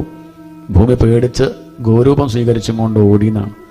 കഥയൊക്കെ നമ്മൾ മനസ്സിലാക്കണം. കഥയായിട്ട് പറയല്ല, അതിനൊക്കെ പല അർത്ഥങ്ങളുണ്ട്. ഏതായാലും ഗോരൂപം സ്വീകരിച്ച് ഓടിയ സമയത്ത് ഇദ്ദേഹം പിന്നാലെ പോയി. എവിടെ ഭൂമി ഒളിച്ചിരുന്നാലും അവിടേക്ക് ആരെത്തും? രാജാവ് എത്തും. എങ്ങനെ എത്തി? ഭൂമി തന്നെയാണ് കുറച്ച് മുന്നേ ഒരു ചെരുപ്പ് കൊടുത്തിട്ട് അതിൻ്റെ മുകളിൽ കയറി നിന്ന് എവിടെ എത്തണമെന്ന് വിചാരിച്ച് അവിടെ എത്തുന്നൊക്കെ അനുഗ്രഹിച്ചത്. അത് ഭൂമിക്ക് തന്നെ പ്രശ്നമായിട്ട് മാറി. ഇദ്ദേഹം ആ ചെരുപ്പിൻ്റെ മുകളിൽ നിന്നിട്ട് പറയും, ഭൂമി എവിടെ വെച്ചാൽ അവിടെ തട്ടെ എന്ന് പറഞ്ഞാൽ ഭൂമിയുടെ പിന്നിൽ തന്നെ എത്തി. അവസാനം രക്ഷയില്ല എന്ന് കണ്ട സമയത്ത് ഭൂമി ചില ന്യായങ്ങളൊക്കെ പറഞ്ഞു. അങ്ങനെ വധിക്കില്ല എനിക്ക് നിശ്ചയുണ്ട്, കാരണം ഞാൻ പശുവല്ലേ, ഗോവധം പാടില്ലല്ലോ എന്ന് പറഞ്ഞു. പൃഥു പറഞ്ഞു, ഞാൻ പശുവാണോ കാളയാണോ നോക്കില്ല, അധർമ്മം ചെയ്ത് തലവെട്ടു. അങ്ങനെയാവണം ഭരണാധികാരികൾ. അതാണ്. സ്ത്രീവധം ചെയ്യില്ലല്ലോ, ഞാൻ സ്ത്രീയല്ലേ, ഞാൻ സ്ത്രീയാണോ പുരുഷനാണോ ഷണ്ടനാണോ നോക്കില്ല, അധർമ്മം ചെയ്താൽ ഞാൻ തലവെട്ടു. അവസാനം ഭൂമി പറഞ്ഞു, അങ്ങനെ ദ്രോഹിക്കാൻ പാടില്ല. ലോകത്തുള്ള മറ്റുള്ളവർക്ക് ദ്രോഹിക്കാൻ വന്നാൽ നമുക്ക് ഈ ഭാര്യമാർക്ക് എന്ത് ചെയ്യാം? ഭർത്താക്കന്മാരുടെ അടുത്തേക്ക് ഓടിച്ചല്ല. ഭർത്താവ് എന്നതെല്ലാം വന്നാൽ ആരുടെ അടുത്തേക്ക് ഓടും? ഇതിപ്പോൾ അതല്ലേ സംഭവിക്കണത്. എനിക്ക് ആശ്രയമായിട്ടുള്ളത് അങ്ങല്ലേ. പണ്ടെന്നെ ഹിരണ്യാക്ഷൻ ചവിട്ടി താഴ്ത്തിയ സമയത്ത് രക്ഷിക്കാൻ അങ്ങല്ലേ ഉണ്ടായുള്ളൂ. ആണല്ലോ, ആ വിഷ്ണു ഭഗവാൻ തന്നെയാണ് ഇപ്പം പൃഥുവായിട്ട് വന്നത്. അപ്പം അങ്ങയുടെ ഭാര്യയല്ലേ ഞാൻ, ഭർത്താവ് എന്നതെല്ലാം വന്നാൽ ഞാൻ ആരുടെ അടുത്തേക്ക് ഓടും? ആദിസൂകര എന്ന് പറഞ്ഞ് ഭഗവാന്റെ കാൽക്കൽ വീഴുന്നു. ഭഗവാൻ വാട് എടുത്തു വെച്ചു. എന്നിട്ട് മാന്യമായിട്ട് വളരെ ഭംഗിയിൽ അവിടുന്ന് സംസാരിക്കുകയാണ്. എന്താ നിന്റെ പ്രശ്നം? എന്താ ഭൂമി നീ എന്നും ഒന്നും ആർക്കും കൊടുക്കാണ്ട് എടുത്തു വെക്കുന്നത്? ഭൂമി പറഞ്ഞു, ഞാൻ എടുത്തു വെക്കണില്ല. ലേശം ഞാൻ എടുത്തു വെച്ചിട്ടുണ്ട്, ഇല്ല പറയണില്ല. അത് ഋഷിമാർക്ക് വേണ്ടിയിട്ടാണ്, സജ്ജനങ്ങൾക്ക് വേണ്ടിയിട്ടാണ്. ബാക്കിയുള്ളതൊക്കെ ഇല്ലാത്തത് എന്താ ചോദിച്ചാൽ എൻ്റെ കുഴപ്പമില്ല, അതങ്ങ് മനസ്സിലാക്കൂ. അങ്ങയുടെ അച്ഛൻ്റെ ദുർഭരണം കൊണ്ടാണ്. ഇതാണ് നമ്മൾ മനസ്സിലാക്കേണ്ടത്. നമ്മൾ ധർമ്മം അനുഷ്ഠിക്കുകയാണെങ്കിൽ ഇവിടെ എല്ലാം ഭംഗിയിൽ നടക്കും. ഇത് പ്രകൃതിയുടെ സ്വഭാവമാണ്. നമുക്കുണ്ട് ഈ സ്വഭാവം. അങ്ങോട്ട് എങ്ങനെയാണെന്ന് വെച്ചാൽ ഇങ്ങോട്ടും അങ്ങനെയല്ലേ. അങ്ങോട്ട് ചിരിച്ചാൽ നമ്മൾ തിരിച്ചും ചിരിക്കും, അങ്ങോട്ട് കണ്ടുപിറ്റി അങ്ങോട്ടും. നമുക്കും അങ്ങനെ തന്നെയാണ്. എങ്ങനെയാണോ ഇങ്ങോട്ട് അതുപോലെ തന്നെയാണ് തിരിച്ചും. പ്രകൃതിയുടെ സ്വഭാവം അങ്ങനെ തന്നെയാണ്. അതിനെ സ്നേഹിച്ചാൽ ഇങ്ങോട്ട് ധാരാളം തരും. കാമധേനുവിനെ പോലെ സർവസ്വവും സാധിപ്പിച്ചു തരും ഭൂമി. അതിനെ ദ്രോഹിച്ചാലോ പ്രകൃതിയെ സ്നേഹിക്കാണ്ടിരുന്നാലോ അതിങ്ങോട്ടും അതുപോലെ തന്നെ പെരുമാറും. ഇവിടെ ഒന്നും ഉണ്ടാവാത്തത് അങ്ങയുടെ അച്ഛൻ വേനന്റെ ദുർഭരണം കൊണ്ടാണ്. അതുകൊണ്ട് എന്താ പറയാനുള്ളത്? ധർമ്മം അനുഷ്ഠിക്കുക, പ്രജകളെ കൊണ്ട് നല്ലത് ചെയ്യിക്കുക, പഞ്ചയജ്ഞങ്ങളൊക്കെ അനുഷ്ഠിക്കുക, കൃഷി ചെയ്യുക. അങ്ങനെയാണെങ്കിൽ ധാരാളമായിട്ടുണ്ടാവും. രാജാവ് പറഞ്ഞു, ശരി അതൊക്കെ ചെയ്യാം. ഇപ്പം തൽക്കാലം അവരുടെ വിശപ്പ് മാറ്റാൻ എന്താ വേണ്ടു? അതിനൊരു കാര്യം ചെയ്യുക. ഞാനിപ്പോൾ പശുവായിട്ടാണല്ലോ നിൽക്കുന്നത്. ഓരോരോ വംശത്തിലുള്ള കേമനായിട്ടുള്ള ആൾ പശുക്കുട്ടിയിട്ട് വന്നോട്ടെ, അവർക്ക് വേണ്ട വിഭവങ്ങൾ ഞാൻ ചുരത്തി കൊടുക്കാം, പാലായിട്ട് കൊടുക്കാം. ശരി എന്നാൽ കറന്നെടുക്കാം എന്നുള്ള മട്ടിൽ രാജാവ് ഭൂമിയിൽ നിന്ന് വേണ്ട വിഭവങ്ങളൊക്കെ കറന്നെടുത്തു. ഇതാണ് ഭാവം, ഇതാണ് താല്പര്യം. അത്രയേ ഉള്ളൂ. കറന്നെടുക്കുക പറഞ്ഞാൽ സ്നേഹിക്കുക, അതാണ് താല്പര്യം. പശുവിൽ നിന്ന് പാല് കറക്കുക എങ്ങനെയാണ്? 10 ദിവസം പട്ടിണിക്ക് ഇട്ടിട്ട് ബക്കറ്റും കൊണ്ട് പോയാൽ ചവിട്ടാ കിട്ടുക. അതാണ് ഇപ്പം കിട്ടുന്നത്. മഴ ഇല്ല, ഇനി പെയ്യാച്ച പെരും മഴ, വെള്ളപ്പൊക്കം. ഈ ഒരു അവസ്ഥ എന്താ വെച്ചാൽ അങ്ങോട്ട് സ്നേഹിക്കാത്തതുകൊണ്ടാണ്. പശുവിനെ കറക്കാൻ പോവുക പറഞ്ഞാൽ അതിനെ സ്നേഹിക്കണം, പുല്ലും വെള്ളമൊക്കെ കൊടുക്കുക, നല്ലോണം സംസാരിക്കുക, അതിനെ നല്ലോണം ശ്രദ്ധിക്കുക, സ്നേഹിക്കുക. അങ്ങനെയാണ് നമ്മൾ പോണതെങ്കിൽ ധാരാളം പാലാര് തരും, പശു തരും. ഇതുപോലെയാണ് ഭൂമിയെയും സ്നേഹിക്കുക വേണ്ടത്. ഇപ്പം നമ്മൾ കറന്നെടുക്കുകയല്ല ചെയ്യണത്, പകരം കവർന്നെടുക്കുകയാണ്, ചൂഷണം ചെയ്യുകയാണ്. ഇനി വരണ തലമുറയെ പറ്റിയൊന്നും ആലോചിക്കണില്ല. എനിക്ക് സുഖമായിട്ടിരിക്കണം, എൻ്റെ കാര്യം അപ്പം ഈ സമയത്ത് സ്വസ്ഥമായിട്ടിരിക്കണം എന്നുള്ള വിചാരത്തിൽ അന്യായമായിട്ടും അധാർമികമായിട്ടും പലതും ചെയ്യുകയാണ്. അതാണ് അവസ്ഥ. അത് പാടില്ല എന്നാണ് ഈ കഥ ചുരുക്കി പറഞ്ഞാൽ പറയണത്. അത് കാണിക്കുകയാണ്. ഏതായാലും ഓരോരോ വംശത്തിലുള്ളവർ ചെന്നു, അവർക്ക് വേണ്ടത് ഭൂമി കൊടുത്തു. ഏത് മനോഭാവത്തോടു കൂടിയാണോ ഭൂമിയെ സമീപിക്കുന്നത് ആ പാകത്തിന് തന്നെ അവർക്ക് കിട്ടി. അസുരന്മാർ പോയപ്പം ഭൂമി കൊടുത്തത് മദ്യമാണ്, അവർക്കതാ വേണ്ടത്. ദേവന്മാർ പോയപ്പം കിട്ടിയത് അമൃതമാണ്, അവർക്കതാ വേണ്ടത്. മനുഷ്യവംശം പോയപ്പോൾ അവർക്ക് വേണ്ടത് കിട്ടി എന്ന് പറഞ്ഞ അർത്ഥം നേരെയാവാനും ചീത്തയാവാനുമുള്ള വഴി ഭൂമിയിലുണ്ട്. എന്ത് വേണം നമുക്ക് തീരുമാനിക്കാം. ഭാഗവതം വായിക്കണോ, ഇനി വേറെ എന്തെങ്കിലും വായിക്കണോ, ഇനി അമൃത് കുടിക്കണോ, വിഷം കഴിക്കണോ എന്നൊക്കെ നമുക്ക് തീരുമാനിക്കാം. രണ്ടുമുണ്ട്. ചീത്തയാവാനുള്ള വഴിയുണ്ട്, നേരെയാവാനുള്ള വഴിയുണ്ട്. ഏത് വഴിക്ക് വേണമെങ്കിലും സഞ്ചരിക്കാം. ഇങ്ങനെ പോയാൽ നേരെയാവും, അങ്ങനെ പോയാൽ ചീത്തയാവും. അതാണ് കാര്യം. ഏതായാലും അങ്ങനെ തൽക്കാലം ആ ഭൂമിയുടെ അനുഗ്രഹം കൊണ്ട് എല്ലാം നേരെയായി. പകരം ഭൂമിയോട് പൃഥ്വിരാജാവ് ചോദിച്ചു, നിനക്കതിന് പകരമായിട്ട് ഞാൻ എന്താ ചെയ്യേണ്ടത് ചോദിച്ചു. ഭൂമി പറഞ്ഞു, കുറച്ച് പർവ്വതങ്ങൾ ധാരാളം എൻ്റെ ശരീരത്തിലുണ്ട്, ചിലതൊക്കെ ഒന്ന് ഒഴിവാക്കിയാൽ നന്നായി എന്ന് ആഗ്രഹമുണ്ട്. തൻ്റെ വില്ലിൻ്റെ അറ്റം കൊണ്ടൊന്ന് ആ പർവ്വതങ്ങളൊക്കെ ഒന്ന് നിരപ്പാക്കി. അന്നത് ധർമ്മമാണ്, ഇന്നത് ധർമ്മമല്ല. അല്ലെങ്കിൽ തന്നെ പർവ്വതങ്ങളില്ല. അതൊക്കെ നമ്മൾ പൊട്ടിക്കാൻ തുടങ്ങിയാൽ ബുദ്ധിമുട്ടാണ്. അങ്ങനെ പ്രകൃതിയെ, ആ ഭൂമിയെ ഒന്ന് പരിഷ്കരിച്ചു പൃഥു. അങ്ങനെയാണ് പൃഥു പരിഷ്കരിച്ചത് കൊണ്ട് ഭൂമിക്ക് പൃഥ്വി എന്നൊരു പേര് കിട്ടി. അങ്ങനെയാണ് ആ പേര് വരുന്നത്. പൃഥുവിൻ്റെ മകൾ എന്ന അർത്ഥത്തിൽ പൃഥ്വി എന്ന പേര്. വളരെ ഭംഗിയിൽ രാജാവ് രാജ്യം ഭരിച്ചു. പ്രജകൾക്കൊക്കെ വലിയ സന്തോഷമായി. യഥാസുഖം വസന്തി സ്മ തത്ര തത്രാകുതോ ഭയാഹ. ഒരു ഭയവും ഇല്ലാതെ അവരൊക്കെ സ്വസ്ഥമായിട്ട് കഴിഞ്ഞു. അവരുടെ അച്ഛനെ പോലെ അവരാരെ കണക്കാക്കി? പൃഥുവിനെ കണക്കാക്കി എന്നാണ്. അങ്ങനെ ആർക്കും ഒരു വിഷമവും ഇല്ലാണ്ട് സുഖമായിട്ട് കഴിഞ്ഞു. തൻ്റെ ജീവിതത്തിൽ ഐശ്വര്യങ്ങൾ അങ്ങനെ ധാരാളമായിട്ട് ഉണ്ടാവുകയാണ്. പൃഥു ആലോചിച്ചു, എന്താ വേണ്ടു? നമ്മളാണെങ്കിൽ എന്ത് ചെയ്യും? ഐശ്വര്യം അങ്ങനെ ഉണ്ടാവുക, എന്താ ചെയ്യുക? അഹങ്കരിക്കുക, അല്ലാണ്ട് എന്താ? പക്ഷെ പൃഥു ആലോചിച്ചു, അതല്ല വേണ്ടത്. ഐശ്വര്യം ഉണ്ടാകുമ്പോൾ ഭഗവാനോട് നന്ദി പറയണം എന്നാണ്. ഉണ്ടാവും തോറും എന്ത് ചെയ്യണം? ഭഗവാന് കൊടുക്കുക, സൽക്കർമ്മങ്ങൾ ധാരാളമായിട്ട് ചെയ്യുക. അങ്ങനെ അദ്ദേഹം എന്ത് ചെയ്തു? പൃഥ്വിരാജാവ് വലിയ കേമനായിട്ടുള്ള രാജാവായതുകൊണ്ട് ഏറ്റവും വലിയ കേമായിട്ടുള്ള യാഗം അശ്വമേധം നടത്താം എന്ന് കരുതി അദ്ദേഹം അശ്വമേധയാഗം നടത്തി. 1 അല്ല 2 അല്ല 3 അല്ല, ആ മിച്ചം വരുന്ന പണം കൊണ്ട് അടുത്ത യാഗം. അങ്ങനെ 99 യാഗം അദ്ദേഹം കഴിച്ചു. 100ാമത്തെ യാഗം ചെയ്യാൻ പുറപ്പെട്ടു. അതാർക്കും ഇഷ്ടപ്പെട്ടില്ല. ശതക്രതുർന്നമൃഷേ, ശതക്രതുവിന് ഇഷ്ടപ്പെട്ടില്ല. ശതക്രതു എന്ന് പറഞ്ഞാൽ ഇന്ദ്രൻ. ഇന്ദ്രൻ ആ പേര് വരാൻ കാരണം ശതം എന്ന് പറഞ്ഞാൽ 100 എന്നർത്ഥം, ക്രതു എന്ന് പറഞ്ഞാൽ യാഗം. 100 യാഗം ചെയ്തവൻ ആണ് ഇന്ദ്രൻ. മനുഷ്യർക്ക് 100 യാഗം ചെയ്താൽ ഇന്ദ്രനാവാം. നമുക്കിപ്പോൾ ഇന്ദ്രനാവണമെന്ന് മോഹമുണ്ടോ? ഉണ്ടോ? എനിക്കില്ല, ഉണ്ടെങ്കിൽ യാഗം ചെയ്ത് സപ്താഹം കേൾക്കണ്ട, പോയി യാഗം ചെയ്താൽ മതി. അങ്ങനെ 100 അശ്വമേധം ചെയ്താൽ നമുക്കാരാവാം? ഇന്ദ്രനാവാം. അങ്ങനെ ആഗ്രഹം ഉണ്ടെങ്കിൽ ചെയ്താൽ മതി. അതുകൊണ്ട് തന്നെ ആർക്കും ഇഷ്ടമല്ല, ഇന്ദ്രനത് ഇഷ്ടമല്ല. നമ്മൾ യാഗം ചെയ്യുന്നത് ആർക്കും ഇഷ്ടമല്ല, ഇന്ദ്രൻ ഇഷ്ടം. ഇന്ദ്രനെ പേടി എന്താ? ചാസീറ്റിലേക്ക് വരാനാണോ എന്നുള്ള വിചാരമാണ്. അതുകൊണ്ട് ഇന്ദ്രൻ ഇവിടുന്ന് ഇങ്ങനെ യാഗം ചെയ്യുമ്പോൾ നോക്കി നിൽക്കും, അത് വന്ന് മുടക്കും. 19 യാഗം ചെയ്താലൊന്നും കുഴപ്പമില്ല. അതിൻ്റെ മുകളിലേക്ക് പോകുമ്പോൾ ഇന്ദ്രനാകെ ടെൻഷനാവും, പരിഭ്രമമാണ്. തൻ്റെ ആ കസേരയിൽ ഇരിക്കാനാണോ എന്ന് വിചാരിച്ച് എന്ത് ചെയ്യും? ഇന്ദ്രൻ വന്ന് മുടക്കും. എന്ന് പറഞ്ഞ താല്പര്യം, ഇന്ദ്രൻ എന്ന് പറഞ്ഞാൽ പുരാണങ്ങളിലെ ഇന്ദ്രൻ, വേദത്തിലെ ഇന്ദ്രനല്ല. വേദത്തിൽ ഇന്ദ്രൻ എന്ന് പറയുന്നത് പരബ്രഹ്മത്തെ തന്നെയാണ്. പക്ഷെ പുരാണങ്ങളിൽ ഇന്ദ്രൻ എന്ന് പറയുന്നത് കുശുമ്പും കുരുഷ്ടമൊക്കെ ഉള്ള ഒരാളെയാണ്. എന്ന് പറഞ്ഞാൽ വിശ്വമനസ്സ്, നമ്മുടെ മനസ്സാണ് ആര്? ഇന്ദ്രൻ. മനസ്സിൻ്റെ സ്വഭാവമാണ് നല്ല കാര്യങ്ങളൊക്കെ ചെയ്യാൻ പുറപ്പെടും. എന്താണ്? പുറപ്പെടും, തന്നെയുള്ളൂ. കുറച്ച് ദിവസം കഴിയുമ്പോൾ നൃത്തം ചെയ്യും. അത് ഇന്ദ്രൻ്റെ സ്വഭാവമാണ്. നല്ലതൊക്കെ ചെയ്യാൻ നമ്മൾ പുറപ്പെട്ടാൽ എന്തെങ്കിലും ന്യായം പറഞ്ഞ അവസാനം അത് വേണ്ടാന്ന് വയ്ക്കും. ഇങ്ങനെ കേൾക്കുമ്പോഴൊക്കെ പല തീരുമാനം എടുക്കും. ഇരുന്ന് കേൾക്കണം, ശരിയാ, വേണ്ടതാ, അങ്ങനെയൊന്നല്ല, ഒന്ന് ഉണർന്നിരുന്ന് നിവർന്നിരുന്നൊക്കെ കേൾക്കണം എന്നൊക്കെ വിചാരിക്കും.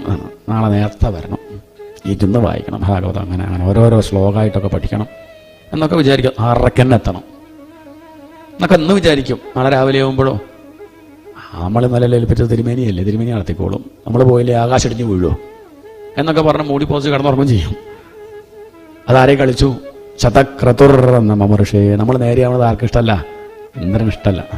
മനസ്സിൻ്റെ തന്നെ വേറൊരു ഭാഗം ആണ്. അത് വന്ന് എന്ത് ചെയ്യും? എന്തെങ്കിലുമൊക്കെ ന്യായം പറഞ്ഞു, വേണ്ടാന്ന് ഒക്കെ പിന്നെ ആവപ്പത്രല്ലേ ആയുള്ളൂ, കുറച്ചുകൂടിയൊക്കെ കഴിഞ്ഞിട്ട് നോക്കാം എന്നൊക്കെ പറഞ്ഞ് നമ്മൾ നല്ലത് ചെയ്യണത് ഇല്ലേണ്ടാക്കും. നേരെ മറിച്ച് മോശം കാര്യം തീരുമാനിച്ചു നോക്കൂ.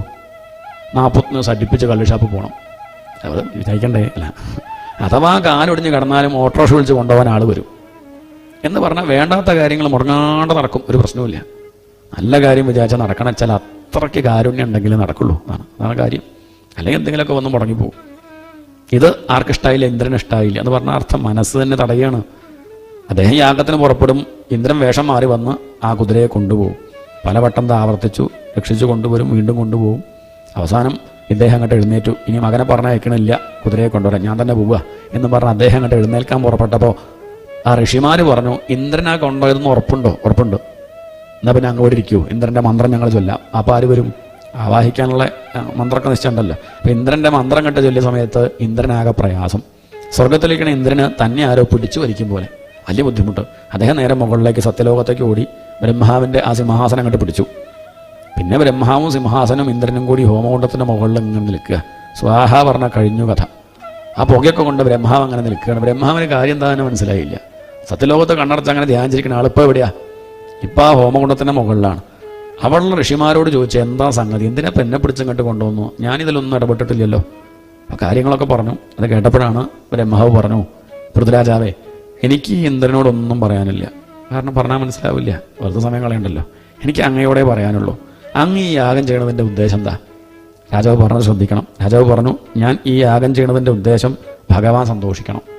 യാഗം ചെയ്യണമെന്നല്ല, ഞാൻ ചെയ്യണ സകല കർമ്മങ്ങളുടെ ഉദ്ദേശം ഒന്നേ ഉള്ളൂ. ആര് സന്തോഷിക്കണം? ഭഗവാൻ സന്തോഷിക്കണം. ഇതാണ് നമ്മളും ആഗ്രഹിക്കേണ്ടത്. കാമെന്ന് പറഞ്ഞാൽ അതാ, ആഗ്രഹം എന്നാണ് കാമെന്ന് പറഞ്ഞ അർത്ഥം. എന്താ ആഗ്രഹിക്കേണ്ടത്? ചെയ്യണ കർമ്മങ്ങളെ കൊണ്ടൊക്കെ ഭഗവാൻ സന്തോഷിക്കണേ. ഞാൻ രാജ്യം ഭരിക്കണതും ഒക്കെ വിവാഹം കഴിച്ചതും എനിക്ക് കുട്ടികളുണ്ടായതും ഞാൻ ഈ കർമ്മങ്ങളൊക്കെ ചെയ്യണത് എന്തിനു വേണ്ടിയിട്ടാണ്? ഭഗവാൻ സന്തോഷിക്കണം. ഈ ജീവിതം ഭഗവാൻ തന്നതാ, അത് ഭഗവാന് തന്നെ സമർപ്പിക്കുകയാണ്. ഞാൻ ഈ ചെയ്യണത് കണ്ട് ഭഗവാൻ സന്തോഷിക്കണം, അത് മാത്രമേ എനിക്ക് ആഗ്രഹമുള്ളൂ പറഞ്ഞു. അത് കേട്ടപ്പം ബ്രഹ്മാവ് പറഞ്ഞു, അങ്ങയുടെ ഈ ജീവിതം കൊണ്ട് തന്നെ ആര് സന്തോഷിച്ചിട്ടുണ്ട്? അങ്ങ് ഈ രാജ്യം ഭരിക്കണതൊക്കെ കണ്ടിട്ട് തന്നെ ഭഗവാൻ സന്തോഷിച്ചിട്ടുണ്ട്. അങ്ങ് ഒരു യാഗം ചെയ്തപ്പോൾ തന്നെ ഭഗവാൻ വലിയ ഇഷ്ടമായിട്ടുണ്ട്. പിന്നെയും അങ്ങ് അങ്ങനെ യാഗം ചെയ്യുമ്പം ഈ ഇന്ദ്രൻ അസൂയ കൂടുക. എന്താ ചെയ്യുക? ആ അസൂയ ഇല്ലാണ്ടാക്കാൻ ഞാൻ വിചാരിച്ചാൽ പോലും നടക്കില്ല. ബ്രഹ്മാവായ ഞാൻ വിചാരിച്ചാൽ പോലും നടക്കില്ല. അങ്ങയോട് പിന്നെ കാര്യം പറഞ്ഞാൽ മനസ്സിലാവുമല്ലോ. 99 യാഗം ചെയ്തില്ലേ, പോരെ, നിർത്തിക്കൂടെ? അതങ്ങോട്ട് കേട്ട സമയത്ത് പൃഥ്വിരാജാവിന് ഒരിളക്കം ഉണ്ടായില്ല. അദ്ദേഹം, ശരി, ഇന്ദ്രൻ അസൂയ ഉണ്ടാവുന്ന കാര്യം ഞാൻ മനസ്സിലാക്കിയില്ല ബ്രഹ്മാവേ, ആദ്യം അറിഞ്ഞിരുന്നെങ്കിൽ ഞാൻ ആദ്യമേ നിർത്തുമായിരുന്നു എന്നും പറഞ്ഞ് ഇന്ദ്രൻ്റെ അടുത്ത് വന്ന് സോറി പറഞ്ഞു. തനിക്ക് അസൂയ ഉണ്ടായതിൽ ക്ഷമിക്കണം, ഞാൻ അറിഞ്ഞില്ല, നിർത്തി എന്ന് പറഞ്ഞ് എന്ത് ചെയ്തു? ആ യാഗം ചെയ്യൽ നിർത്തി. ഇതാണ് പൃഥുവിൻ്റെ മഹത്വം. നമ്മളാണെങ്കിൽ നിർത്തുമോ? മത്സരിക്കും. ആഹാ, അങ്ങനെ ഉണ്ടോ, എന്നാൽ അസൂയ ഉണ്ടാവട്ടെ എന്ന് പറഞ്ഞ് നമ്മൾ ഈ പൃഥുവിൻ്റെ ഭാവം എന്താണെന്ന് വെച്ചിട്ടുണ്ടോ? മുടങ്ങിയത് നന്നായി എന്നാണ്. എന്താണ് നന്നായി? ഏതായാലും മുടങ്ങിയത്. കാരണം 99-ലെത്തി മുടങ്ങിയത് നന്നായി. കാരണം 100 ചിലപ്പോൾ എന്തുണ്ടാവും നമുക്ക്? 100 യാഗം ചെയ്തവൻ എന്താണ് അല്ലേ? തിരുമേനി ഞാൻ എത്ര സപ്താഹം കേട്ടു? 100 സപ്താഹം കേട്ടു ഇല്ലേ? അങ്ങനെ ഇല്ല ഉണ്ടാവും. അതൊരു അഹങ്കാര ആണ്. ചില അങ്ങനെ പറയും, ഞാൻ 100 പ്രാവശ്യം ശബരിമലയിൽ പോയിട്ടുണ്ട്. നന്നായി. ഏതായാലും ഞാൻ ഒരു കാശി പോലും മുടക്കിയില്ല. വളരെ നന്നായി. അതൊന്നും നമ്മളോട് പറയണ്ട, അതൊക്കെ ഭഗവാനോട് പറഞ്ഞാൽ മതി, അത്രയേ ഉള്ളൂ. പക്ഷെ അതങ്ങനെ പറയുന്നുണ്ട്. എന്താ അർത്ഥം? അത് പറയാനാണ് നോറ്റതേ, അത് പറയാൻ വേണ്ടിയിട്ടാണ് ഇതൊക്കെ കേൾക്കുന്നത്. അതൊന്നും തികയ്ക്കണം, അതിനുവേണ്ടി അങ്ങനെ പോയിരുന്ന ഒരു എന്താ പറയുക, വേണച്ചിട്ടൊന്നും അല്ലാന്നർത്ഥം. അങ്ങനെ കേട്ടോണ്ട് കാര്യമുണ്ടോ? ഇദ്ദേഹം എന്ത് വിചാരിച്ചു? നന്നായതല്ല, ആ ഹന്തല്ലാണ്ട കഴിഞ്ഞു, എന്തല്ലാണ്ട് 99 യാഗല്ലേ ആയുള്ളൂ എന്ന് കരുതി. ഇതാണ് പൃഥുവിൻ്റെ മഹത്വം.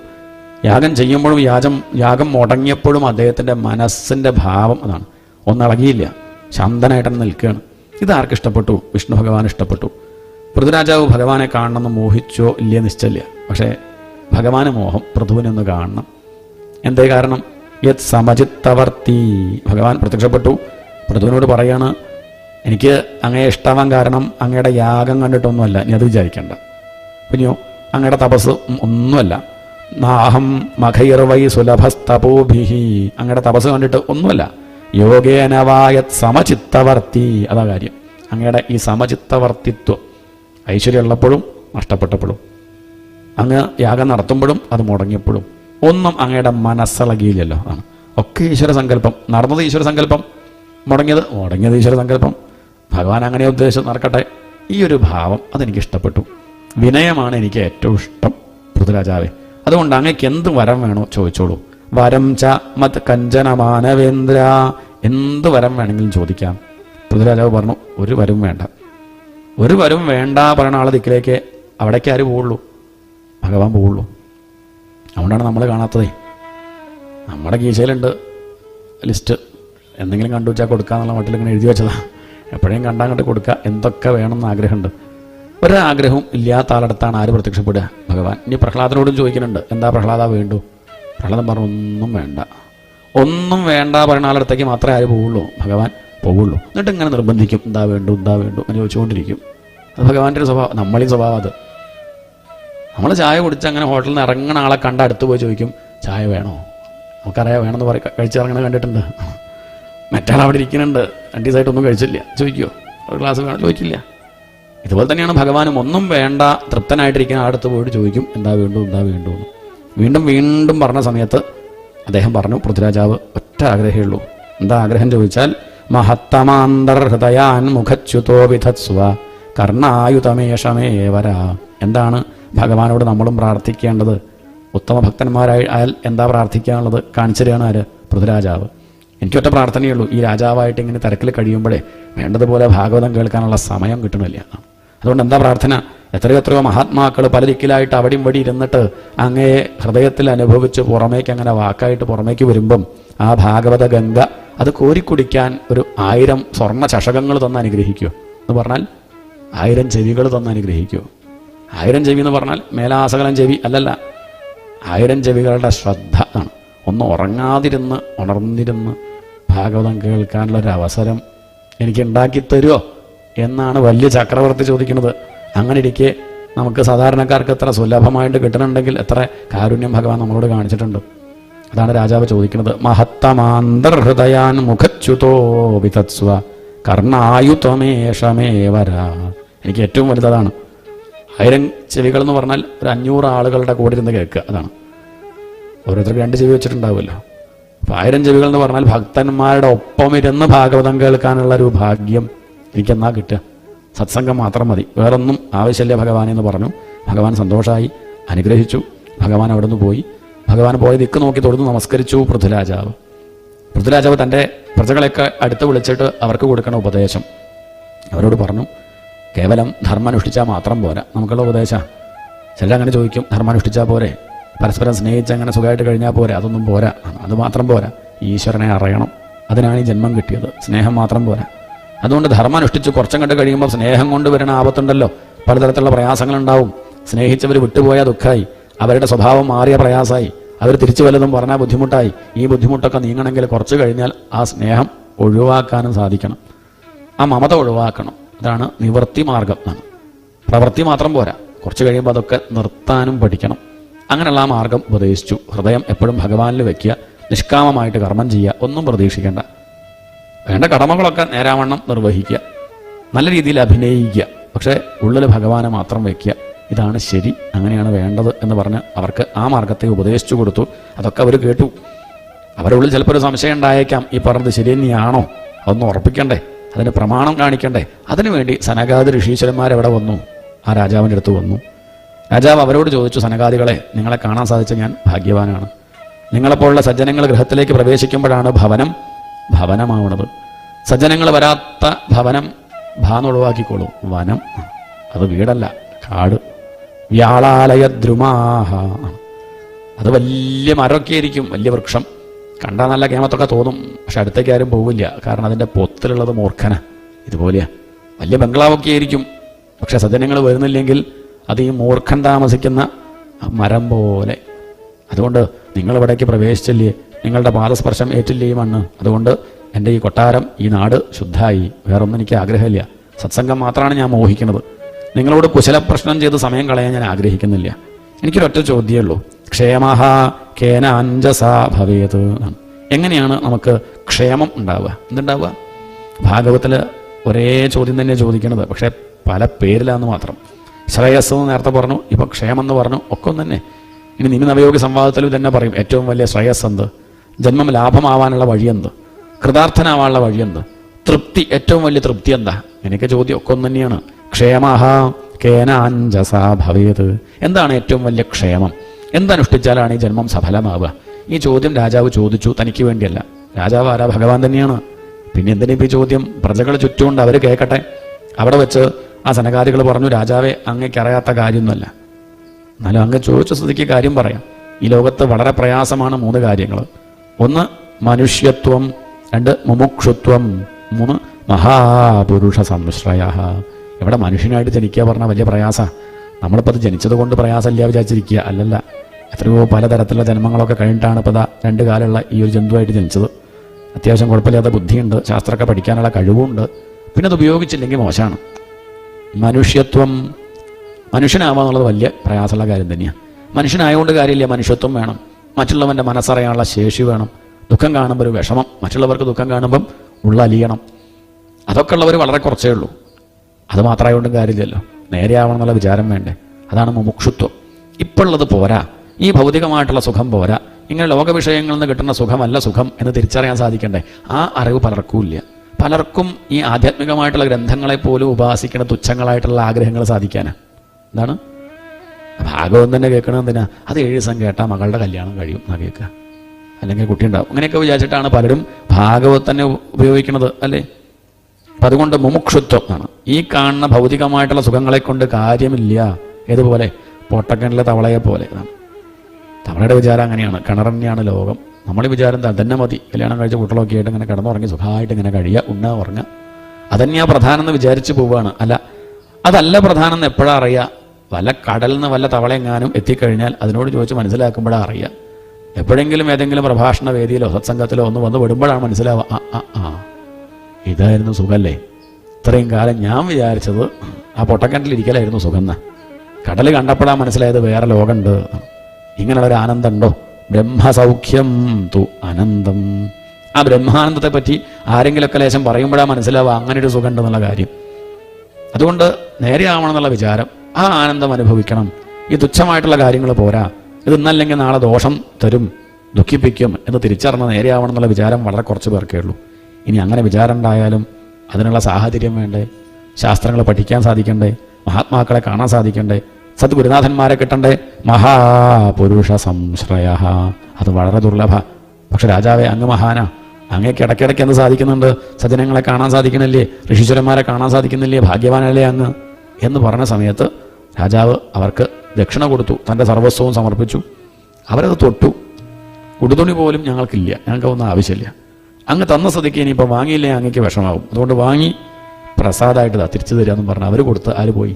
സനകാദികൾ തിരിച്ചുപോയി. അവിടെയുള്ള പ്രജകൾക്കൊക്കെ വലിയ സന്തോഷമായി. കുറച്ചു മുമ്പ് രാജാവ് തങ്ങൾക്ക് ഉപദേശിച്ച അതേ കാര്യമാണ് സനകാദികൾ ഇപ്പം ഇവിടെ പ്രസംഗിച്ചത് എന്ന് പറഞ്ഞാൽ സനകാദികൾ പറഞ്ഞാൽ എന്തായി? അത് പ്രമാണമായിട്ട് മാറി. ഏത് കാര്യം നമ്മൾ പറയുമ്പോൾ അങ്ങനെയാണ്. കൂട്ടത്തിൽ എന്ത് ചെയ്യണം? വേദത്തെ എടുത്തു പറയണം. അതാണ് ഇടയ്ക്ക് സംസ്കൃത ശ്ലോകമൊക്കെ ഭാഗവത്തിലുള്ളത് പറയണം. ഇല്ലേ ചിലർ വിചാരിക്കും അയാളെന്തോ തിരുമേനി എന്തോ വന്ന് എന്തെങ്കിലും പറഞ്ഞു എന്തെങ്കിലും പറഞ്ഞു പോകുമല്ല, അതിലുള്ളത് തന്നെയാണ് പറയണത് കാണിക്കാനാണ്. ഇടയ്ക്കൊക്കെ 2 ശ്ലോകം മനസ്സിലായില്ലെങ്കിലും അത് ചെല്ലുക, കാരണം അതിലുള്ള കാര്യമാണ് പറയണതെന്ന് ഉറപ്പിക്കുകയാണ്. ഋഷിമാർ പറഞ്ഞു വെച്ചതാണ്. അത് ബോധിപ്പിച്ചു. പ്രജകൾക്ക് വലിയ സന്തോഷമായി. പിന്നീട് അദ്ദേഹം ആ പ്രജകൾക്ക് ധർമ്മവും പറഞ്ഞു കൊടുത്തു. അവർക്ക് വേണ്ട ഭൗതികമായിട്ടുള്ള കാര്യങ്ങളൊക്കെ ഒരുക്കി കൊടുത്തു. പോരാ, ആത്മീയമായിട്ടുള്ള നേട്ടവും അതിനുള്ള വകയും പറഞ്ഞു കൊടുത്തു. മക്കൾക്ക് മക്കളായി എന്ന് കണ്ടാൽ, മകന് മകനായി അല്ലെങ്കിൽ മകൾക്ക് മകളായി, അല്ലെങ്കിൽ താൻ എന്താ പറയുക, മുത്തശ്ശനായാൽ മുത്തശ്ശിയായാൽ പിന്നെ വീട്ടിൽ നിൽക്കരുത്. പിന്നെ വാനപ്രസ്ഥം. അദ്ദേഹം നേരെ കാട്ടിലേക്ക് ഇറങ്ങി, ഭാര്യയും കൂടെ ചെന്നു. എല്ലാം ഉപേക്ഷിച്ചു. ഭഗവാനെ തന്നെ ധ്യാനിച്ച് ആ ഭാര്യയും ഭർത്താവും ഒരുമിച്ച് വൈകുണ്ഠത്തിലേക്ക് പോയി. ഇതാണ് പൃഥുചരിത്രം. എങ്ങനെയാണ് ഒരു ഭരണാധികാരി ഇവിടെ കഴിയേണ്ടത്, എങ്ങനെയാണ് രാജ്യം ഭരിക്കേണ്ടത് എന്നുള്ളത് ആരെ കണ്ടുപഠിക്കണം, ഒരു ഗൃഹസ്ഥൻ എങ്ങനെ കഴിയണം എന്നുള്ളതൊക്കെ പൃഥുവിനെ കണ്ടുപഠിക്കണം. ശരിക്കും പറഞ്ഞാൽ ശരിക്കും പഠിക്കാനുണ്ട് ഈ പൃഥുചരിത്രം. അതുകൊണ്ടാണ് ഉച്ചയ്ക്ക് ശേഷമുള്ള സമയമാണെങ്കിലും ഒരു 3/4 മണിക്കൂറോളം ഈ കഥ പറയാൻ കാരണം. ഇതിന് വലിയ പ്രാധാന്യമുണ്ട്. ഭാഗവതത്തിൽ ഇത്രയ്ക്കധികം ഫലശ്രുതി പറയുന്ന ഒരു കഥ വേറെ ഇല്ല. ധ്രുവന്റെ കഥയോ ദക്ഷന്റെ കഥയൊന്നും ഇത്ര ഫലശ്രുതി പറഞ്ഞിട്ടില്ല. എന്തിനു പറയുന്നു, ഗജേന്ദ്രമോക്ഷമൊന്നും ഇത്രയ്ക്ക് ഫലശ്രുതി പറയണില്ല. അത്രയ്ക്കധികം അധ്യായങ്ങളിൽ വർണ്ണിക്കുന്നു, ഫലശ്രുതിയും പറയുന്നു. ഇതാണ് ഈ കഥയുടെ താല്പര്യം. ആരാണോ അത് കേൾക്കുന്നത് അവർക്ക് ധന്യം യശസ്യം ആയുഷ്യം. ധന്യം, യശസ്യം, യശസ്സുണ്ടാവും, സൽപ്പേരുണ്ടാവും, ആയുസ്സുണ്ടാവും. അവരുടെ വിഷമങ്ങളും പ്രയാസങ്ങളും തീരും, പാപം തീരും. അസ്പഷ്ടകീർത്തി സുയശ മൂർഖോ ഭവതി പണ്ഡിത. വിവരമില്ലാത്തവനത് കേട്ടാൽ വിവരം ഉണ്ടാവും. മൂർഖോ ഭവതി പണ്ഡിത. കീർത്തിയില്ലാത്തവന്, ചിത്തപ്പേരുള്ളവന് ചിത്തപ്പേര് പോയി സൽപ്പേരുണ്ടാവും. ദിവസവും ഇത് പഠിക്കുകയാണെങ്കിൽ അനുദിനമിതമാതരേണ ഷണ്മൻ പൃഥുചരിതം പ്രഥയൻ വിമുക്ത സംഘ. ഒന്നിനോടുള്ള ആസക്തി ഉണ്ടാവില്ല. ഒന്നിനോടും ബന്ധമില്ലാണ്ട് ഈശ്വരനോട് മാത്രം ബന്ധമായിട്ടിരിക്കാൻ സാധിക്കും. ഇതാണ് പൃഥുചരിത്രത്തിൻ്റെ പ്രത്യേകത. അതുകൊണ്ടാണ് ഈ കഥ ഇങ്ങനെ വിസ്തരിച്ചത്. എന്ന് പറഞ്ഞാൽ അർത്ഥം, ഈ പൃഥുവിനെ നമ്മൾ അനുകരിച്ചാൽ മതി, ഈ പൃഥുവിനെ പോലെ ആയാൽ മതി. ചെയ്യുന്ന കർമ്മങ്ങളൊക്കെ ഭഗവാന് സമർപ്പിച്ചും കൊണ്ട് ചെയ്യാൻ സാധിക്കുക. ഒന്നിനോടും ബന്ധമില്ലാണ്ട് അങ്ങനെ കഴിഞ്ഞാൽ സ്വസ്ഥമായിട്ടിരിക്കാൻ സാധിക്കും. അതാണ് പൃഥുചരിത്രം നമുക്ക് തരുന്ന പാഠം. അങ്ങനെ ഈ വംശം വർണ്ണിച്ച് വരുമ്പോഴാണ് അതിൽ ബർഹിഷത്ത് എന്ന് പേരായിട്ടൊരു രാജാവ്. ആ രാജാവ് അറിയപ്പെട്ടത് പ്രാചീന ബർഹിസ് എന്ന ആള് അസല് കർമ്മഠനാണ്. കർമ്മഠൻ എന്ന് പറഞ്ഞാൽ കർമ്മം അങ്ങനെ ചെയ്യും, അതിൻ്റെ പിന്നിലുള്ള ശാസ്ത്രീയ വശം ഒന്നും ചിന്തിക്കില്ല. അതുകൊണ്ട് ലോകർക്ക് ഉപദ്രവമാണോ ഉപകാരമാണോ എന്നൊന്നും അന്വേഷിക്കില്ല. തൻ്റെ അച്ഛൻ ചെയ്തിരുന്നു, മുത്തശ്ശൻ ചെയ്തിരുന്നു, തറവാട്ടിലെല്ലാവരും ചെയ്തിരുന്നു, ഞാനും ചെയ്യുന്നുണ്ട്. അത് ലോകർക്ക് ഉപദ്രവമാണോ നോക്കൊന്നുമില്ല, ചെയ്യുക അതന്നെ. ഇതാണ് കർമ്മഠത്വം. അത് ശരിയാണോ തെറ്റാണോ എന്ന് ആലോചിക്കുന്നില്ല. ഗതാനുഗതിക്കോ ലോക. അധികം ലോകര അങ്ങനെയാണ്. മുന്നിൽ പോണ ആൾ എന്ത് ചെയ്തു അത് ചെയ്യും പറഞ്ഞേ. ഒരാൾ എണീറ്റ ബാക്കിയുള്ളവരൊക്കെ എണീറ്റാ ശരി 5 മണിയുടെ ബസ് എന്ന് പറഞ്ഞ പോകും. ആ മുന്നിൽ ആരെന്ത് ചെയ്തു അത് അടുത്ത ആളും ചെയ്യുക, അത്രയേ ഉള്ളൂ. അത് ലോകത്തിൻ്റെ ഒരു സ്വഭാവമാണ്. ഏതുപോലെ ചോദിച്ചാൽ പണ്ടൊരു വലിയ കേമന ബ്രാഹ്മണനാണ്, ഒന്നുമില്ല അയാൾക്ക്, ആകെയുള്ളത് ഒരു പാത്രം മാത്രമേ ഉള്ളൂ. അതിൽ ഭിക്ഷ അയച്ച് കഴിയുകയാണ്. അദ്ദേഹം കാശിക്ക് പോയ സമയത്ത് ഗംഗയിൽ കുളിക്കാൻ പുറപ്പെട്ടപ്പം പുറത്ത് വെക്കണം ഈ പാത്രം. അത് പുറത്ത് വെച്ച് ആരെയും കൊണ്ടുപോകുന്നൊരു പേടി. ആകെയുള്ളതൊരു പാത്രം. ആ പാത്രം അദ്ദേഹം ആ മണൽ ഒന്ന് കുഴിച്ചു, എന്നിട്ടോ ഒരു കുഴി ഉണ്ടാക്കി അതിൽ വെച്ചു. മൂടിയ സമയത്ത് അദ്ദേഹത്തിന് തോന്നി ഇതിപ്പം കുറച്ച് കഴിഞ്ഞ് വരുമ്പം ഇതെവിടെയാണ് വെച്ചത് മനസ്സിലാവില്ലല്ലോ. അദ്ദേഹം അതിൻ്റെ മുകളിലൊരു ശിവലിംഗം പോലെ ഉണ്ടാക്കി വെച്ചു. കാശിയാണല്ലോ, എന്തായാലും ശിവലിംഗം പോലെ അദ്ദേഹം ഉണ്ടാക്കി വെച്ചു. അപ്പോൾ അവിടെ ആരും ഇല്ലായിരുന്നു. പക്ഷേ ഇദ്ദേഹം ശിവലിംഗം ഉണ്ടാക്കുമ്പോൾ ദൂരത്തുനിന്നൊരു 10 പേര് ഇത് കണ്ടു. പണ്ഡിറ്റ്ജി കാശിയിൽ അവിടെ ഗംഗാതീരത്ത് ശിവലിംഗം ഉണ്ടാക്കിയിട്ടാണ് കുളിക്കണത്. അവിടെ അങ്ങനെയാണ്, കുളിക്കുമ്പോൾ എന്ത് ചെയ്യണം, ആദ്യം ശിവലിംഗം ഉണ്ടാക്കണം. അദ്ദേഹം കുളിക്കാൻ പോയപ്പോഴേക്കും ആ 10 പേര് വന്ന് അവിടെ ചുറ്റും ശിവലിംഗം ഉണ്ടാക്കുകയാണ്. അപ്പോഴേക്കും ടൂറിസ്റ്റ് ബസ് വന്നു, തീർത്ഥാടനത്തിൻ്റെ ബസ് വന്നു. അതിൽ 100-110 ആൾക്കാരങ്ങോട്ട് ഇറങ്ങി. അവരൊക്കെ ഇത് കണ്ടു. അങ്ങനെ വേണം കാശി കുളിക്കുമ്പോഴേ, അവിടെ ഗംഗയിൽ കുളിക്കുമ്പം ശിവലിംഗം ഉണ്ടാക്കണ്ടേ. അപ്പോഴേക്കും അവിടെ വാദ്യാരെത്തി. അപ്പോഴേക്കും ഇതൊക്കെ എങ്ങനെയാണ്, വടക്കോട്ടാണ് വാല്, ഇങ്ങനെ ഉണ്ടാക്കണം, അങ്ങനെ വേണമെന്നൊക്കെ പറഞ്ഞ് അവിടെ അത് ചെയ്യാൻ ആളുകളെത്തി. അങ്ങനെ ഇദ്ദേഹം ബ്രാഹ്മണൻ കുളി കഴിഞ്ഞ് വരുമ്പോഴേക്കും 1000 ശിവലിംഗങ്ങളാണ്. അദ്ദേഹം തലയെ കൈവച്ച് പറഞ്ഞു, കഷ്ടം തന്നെ, ഈ വിഡ്ഢികളെ കൊണ്ട് തോറ്റു. ഇതാണ് ഗതാനുഗതികോ ലോക ന ലോകപാരമാർത്ഥിക. ആരും ഇതിൻ്റെ പിന്നിലുള്ള തത്വം ശ്രദ്ധിക്കുന്നില്ലല്ലോ. ഇവരെല്ലാവരും കൂടി കാട്ടിയത് കാണിച്ചപ്പോൾ എന്തുണ്ടായി, എൻ്റെ ആകെയുള്ള ആ പാത്രം കൂടി നഷ്ടപ്പെട്ടു. അതാണ് ഇപ്പം ഉണ്ടായത്. ഇതിപ്പോൾ എല്ലാം കുഴിച്ചു നോക്കാൻ പറ്റുമോ? അദ്ദേഹം പോവുകയും ചെയ്തു. ഇതാണ് ലോകത്തിൻ്റെ അവസ്ഥ. പണ്ടൊരില്ലത്തൊരു നമ്പൂരി, അദ്ദേഹം ശ്രാദ്ധ കൂട്ടുന്ന സമയത്ത് പൂച്ച വന്ന് നെയ്യ് നക്കും, വലിയ പ്രയാസം. അവസാനം എന്ത് ചെയ്തു, അദ്ദേഹം കൊട്ട കൊണ്ട് അടച്ചു വെച്ചു പൂച്ചയെ. എന്നിട്ട് ശ്രാദ്ധ കൂട്ടി. എല്ലാ കൊല്ലവും ഇങ്ങനെ ശ്രാദ്ധ കൂട്ടുമ്പോൾ ഈ പൂച്ച വരും, അടച്ചു വെക്കും. 2-3 കൊല്ലം അങ്ങനെ കഴിഞ്ഞു. പിന്നെ കുറച്ച് അച്ഛൻ മരിച്ചു. പിന്നെ മകൻ ചാത്തോട്ടേണ്ട അവസ്ഥയായി. അങ്ങനെ മകൻ ചാത്തോട്ടുന്ന സമയത്ത് എന്ത് പറ്റി, അന്ന് പൂച്ച അവിടെ ഇല്ല.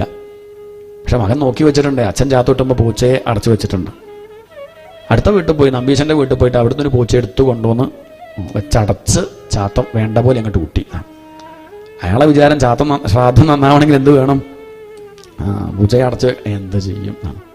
അയാൾ പൂച്ചയെ അടച്ചു വെച്ചത് ഉപദ്രവിക്കുന്നത് കൊണ്ടാണ്, അത് വന്ന് അബദ്ധം കാണിക്കുന്നതുകൊണ്ട് അതൊന്ന് ഇതൊന്നും അന്വേഷിക്കുന്നില്ല. അതാ കാര്യം.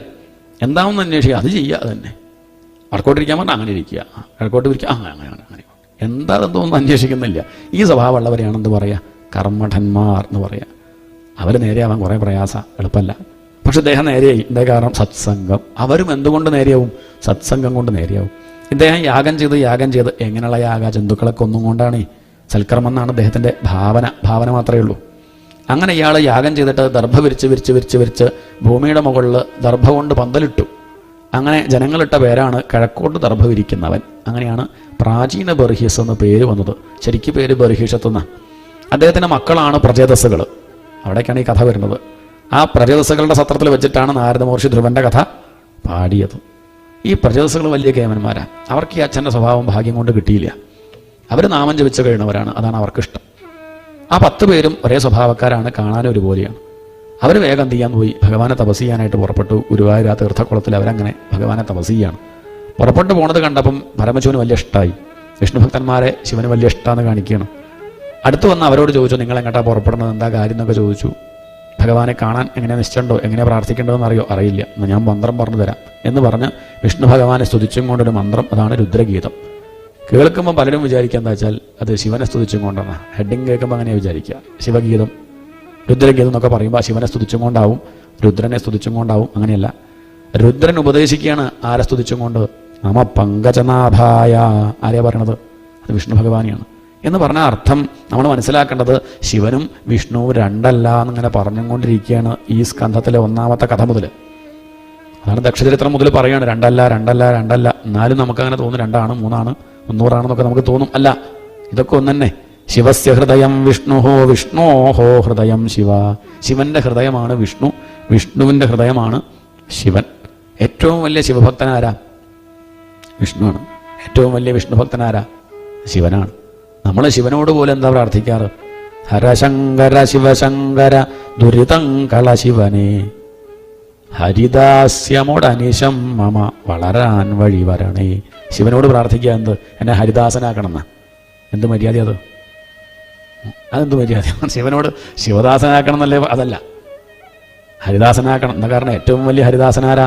വൈഷ്ണവാനാം യഥാശംഭു. ഈ ഭാഗവത്തിൽ പറയും ഏറ്റവും വലിയ വൈഷ്ണവൻ ആരാ? ശിവനാ, ശംഭുവാണ്. ഇതൊന്നും മനസ്സിലാക്കാണ്ടിയാണ് നമ്മൾ ഈ വിഡ്ഢിത്തം ഓരോന്ന് വിചാരിച്ച് ശിവൻ ലേശം പ്രശ്നക്കാരനാണ്, വിഷ്ണു കേമനാണ്, ചില തിരിച്ച് ശിവനാണ് കേമൻ, വിഷ്ണു മോശം. ഇങ്ങനെയൊക്കെ കുറച്ചധികം നമ്മുടെ നാട്ടിലുണ്ടായിരുന്നു പണ്ട്. ഇപ്പം ലേശം ഭാഗവത്തിൽ ശ്രദ്ധ വന്ന് കുറഞ്ഞ് വരുന്നുണ്ട്. അത് പൂർണ്ണമായിട്ടും കുറയണം. ഒക്കെ ഒന്ന് തന്നെയാണെന്ന് മനസ്സിലാക്കണം. അങ്ങനെ ഭഗവാനെ സ്തുതിച്ചും കൊണ്ടുള്ള മന്ത്രം ഉപദേശിച്ചു കൊടുത്തു. അവരവിടെ ഇരുന്ന് അങ്ങനെ ഭഗവാനെ സ്തുതിക്കുന്നു. അതിൻ്റെ ലാഭം ആർക്ക് കിട്ടി?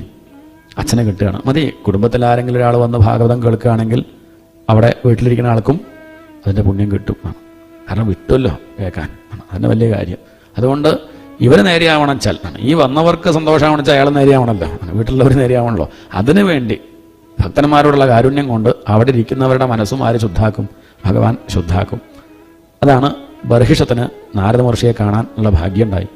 നാരദ മഹർഷി ബർഹിഷത്തിനെ കണ്ടിട്ട് ചോദിച്ചു, എന്താ പ്രസ്തുതി, സുഖല്ലേ ചോദിച്ചു. അദ്ദേഹം പറഞ്ഞു, പിന്നെ സുഖല്ലേന്നു. ഇവിടെയും സുഖം, ഇനി അവിടെ പോയാലും സുഖം. എവിടെ? പരലോകത്തെ. കാരണം എത്ര യാഗം ചെയ്തു, സ്വർഗല്ലേ കിട്ടുക.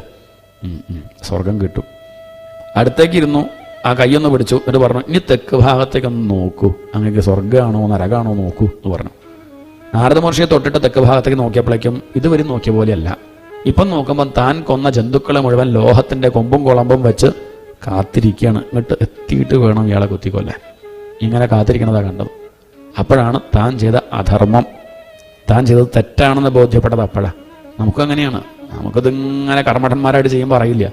എപ്പോഴെങ്കിലും ഏതെങ്കിലും വിവേകമുള്ള ആൾ ആരെങ്കിലുമൊക്കെ വന്ന് ഇരുന്നങ്ങോട്ട് പറയുമ്പോൾ ശ്രദ്ധിക്കുമ്പോഴാണ് മനസ്സിലാവുക, അയ്യോ ചെയ്തതൊക്കെ മഹാപാപമായിരുന്നല്ലോ. ഈശ്വര പൂജ എന്നുള്ള മട്ടിൽ താൻ ചെയ്തത് എത്ര ജന്തുക്കളെ കൊന്നു. അധർമ്മല്ലേ? എന്തുണ്ട് വഴി നേരെയാവാൻ? വലിയ വിഷമം. കാൽക്കൽ വീണു, രക്ഷിക്കണം എന്ന് പറഞ്ഞു. ഈ കർമ്മഠനായിട്ടുള്ള അദ്ദേഹത്തിന് എങ്ങനെ തത്വാർത്ഥങ്ങൾ പറഞ്ഞു കൊടുക്കും? ഞാൻ മനസ്സല്ല ബുദ്ധിയല്ല എന്നൊക്കെ പറഞ്ഞാൽ ദൈവത്തിന് മനസ്സിലാവുമോ? ഉറങ്ങി വീഴും ഇതാണ്ടാവുക. കാരണം കർമ്മഠനാണ്. കർമ്മഠന്മാർക്ക് എന്താ വെച്ചാൽ എന്തെങ്കിലും പണി കൊടുത്താൽ ചെയ്തോളും. ഭാഗവതം കേൾക്കാൻ പറഞ്ഞാൽ പറ്റില്ല. നേരെ മറിച്ച് വിളക്ക് കടാണ്ട് നോക്കണം കേട്ടോ, തിരി നീട്ടിക്കോളും എന്ന് പറഞ്ഞാൽ അവിടെ ഇരുന്ന് അങ്ങനെ 7 ദിവസം നീട്ടിക്കോളും. പക്ഷേ ഭാഗവതം കഥ കേൾക്കാൻ പറയരുത്. വേണമെങ്കിൽ ഞാൻ ഇതൊക്കെ ഒരുക്കി തരാം, കാര്യം അത്രയും പറ്റുള്ളൂ. അവരെ പറഞ്ഞിട്ട് കാര്യമില്ല. രജോ ഗുണം കൂടുതലായാലും അങ്ങനെ ഒരു കുഴപ്പമുണ്ട്. അപ്പം അതുകൊണ്ട് ഈ കർമ്മഠനായിട്ടുള്ള അദ്ദേഹത്തിന് എങ്ങനെ ഈ തത്വാർത്ഥം പറഞ്ഞു കൊടുക്കും? മക്കളോടുള്ള കൃപ കൊണ്ട് അദ്ദേഹത്തെ നേരെയാക്കണമെന്ന് നാരദ മഹർഷിക്ക് ഉണ്ട് താനും. നാരദ മഹർഷി പറഞ്ഞു, കാര്യം ഞാൻ നേരെയാക്കാം അങ്ങേ. അങ്ങ് ഒരു കാര്യം ശ്രദ്ധിച്ചാൽ മതി. ഞാനിപ്പോൾ ഒരു കഥ പറയും, ആ കഥ അങ്ങ് ഉറങ്ങാണ്ട് കേട്ടാൽ മതി. എന്ത് മതി? അത്രയേ ഉള്ളൂ. കഥ കേട്ടാൽ മതി, എന്നാൽ കുഴപ്പമില്ല. അദ്ദേഹം കേൾക്കാൻ തയ്യാറായി. അങ്ങനെ കഥ വർണ്ണിച്ചു. അതാണ് പുരഞ്ജന ഉപാഖ്യാനം. പണ്ട് അങ്ങയെപ്പോലൊരു രാജാവ് ഉണ്ടായിരുന്നു. അയാളുടെ പേര് പുരഞ്ജനൻ എന്നാണ്. ആ പുരഞ്ജനന് ഹോബി, അങ്ങയുടെ ഹോബി യാഗം ചെയ്യലല്ലേ, ഇയാളുടെ ഹോബി വീട് വയ്ക്കല്. ഓരോരുത്തർക്കും ഓരോ പ്രാന്ത്, ഓരോരുത്തർക്കും ഓരോന്നായിരിക്കും. ഇദ്ദേഹം വീട് വയ്ക്കുന്നത് ആദ്യമൊക്കെ അനവധി തൂണുള്ള കൊട്ടാരം, അതായിരുന്നു താല്പര്യം. പിന്നെ പിന്നെ മാറി. ഇപ്പം അയാൾ 2 തൂണുള്ള കൊട്ടാരം ഉണ്ടോ നോക്കി നടക്കുക. അയാളുടെ കൂടെ ഒരു കൂട്ടുകാരൻ കിട്ടോ. പേരെന്താ ചോദിച്ചാൽ അറിയില്ല. പലരും പല പേരും വിളിക്കും. അയാളിപ്പോൾ ആരെന്ത് പേര് വിളിച്ചാലും വിളി കേൾക്കും, പ്രശ്നമൊന്നുമില്ല, എന്ത് വേണമെങ്കിലും വിളിക്കാം. അവിജ്ഞാത നാമാസീത്, പേരറിയാത്ത കൂട്ടുകാരൻ. ആ കൂട്ടുകാരൻ്റെ കൂടെ നടക്കുമ്പോൾ വലിയ കുഴപ്പമൊന്നുമില്ല, സമാധാനമായിട്ട് നടക്കുന്നത്, ശാന്തിയുണ്ട്, സുഖമുണ്ട്. പക്ഷേ അത് പോരാന്നൊരു തോന്നൽ എപ്പോഴും ഉണ്ടായി. അത് പോരാ, ഒന്നും കൂടി ഒന്ന് കേമാവണം എന്നൊക്കെ ഒരു വിചാരം അയാൾക്കുണ്ടായി. ഒരിക്കലും എന്തേ പറ്റി ചോദിച്ചാൽ, അദ്ദേഹം സങ്കല്പിച്ച, മനസ്സിൽ കണ്ട ഒരു കൊട്ടാരം അദ്ദേഹം ശരിക്കും കണ്ടു. എവിടെ കണ്ടു? ഹിമാലയത്തിൻ്റെ തെക്ക് ഭാഗത്തായിട്ട് 9 കവാടങ്ങളുള്ള മനോഹരമായിട്ടുള്ളൊരു കൊട്ടാരം കണ്ടപ്പോൾ ഒരു ഭ്രമം ആണ്. അത് സ്വന്തമാക്കണം എന്നുള്ള വിചാരം ഉണ്ടായതും കൂട്ടുകാരൻ്റെ കൈ വിട്ടു. അന്ന് മുതൽ പ്രശ്നം ഉണ്ടായത്. ആ കൂട്ടുകാരൻ്റെ കൈ വിട്ട് ആ കൊട്ടാരത്തിലേക്ക് ഓടുക ഉണ്ടായത്. 9 കവാടങ്ങളുള്ള കൊട്ടാരോ? എന്ത് കൊട്ടാരമായിരിക്കും അത്? അതിനുള്ളിൽ കൊത്തളങ്ങൾ, ക്രീഡാശാല, പാഠശാല, ഉദ്യാനം, മനോഹരമായിട്ടുള്ള പൂന്തോട്ടം, 2 ജനലുകൾ. അത് നമുക്കിഷ്ടം പോലെ തുറക്കാൻ പറ്റില്ല, ചില സമയത്തൊക്കെ അത് നമ്മളോട് അനുവാദം ചോദിക്കാണ്ട് അടയ്ക്കുകയൊക്കെ ചെയ്യും. പിന്നെ 2 ജനലുകൾ, അതിന് വാതിലില്ല. അങ്ങനെയുള്ള കഥ.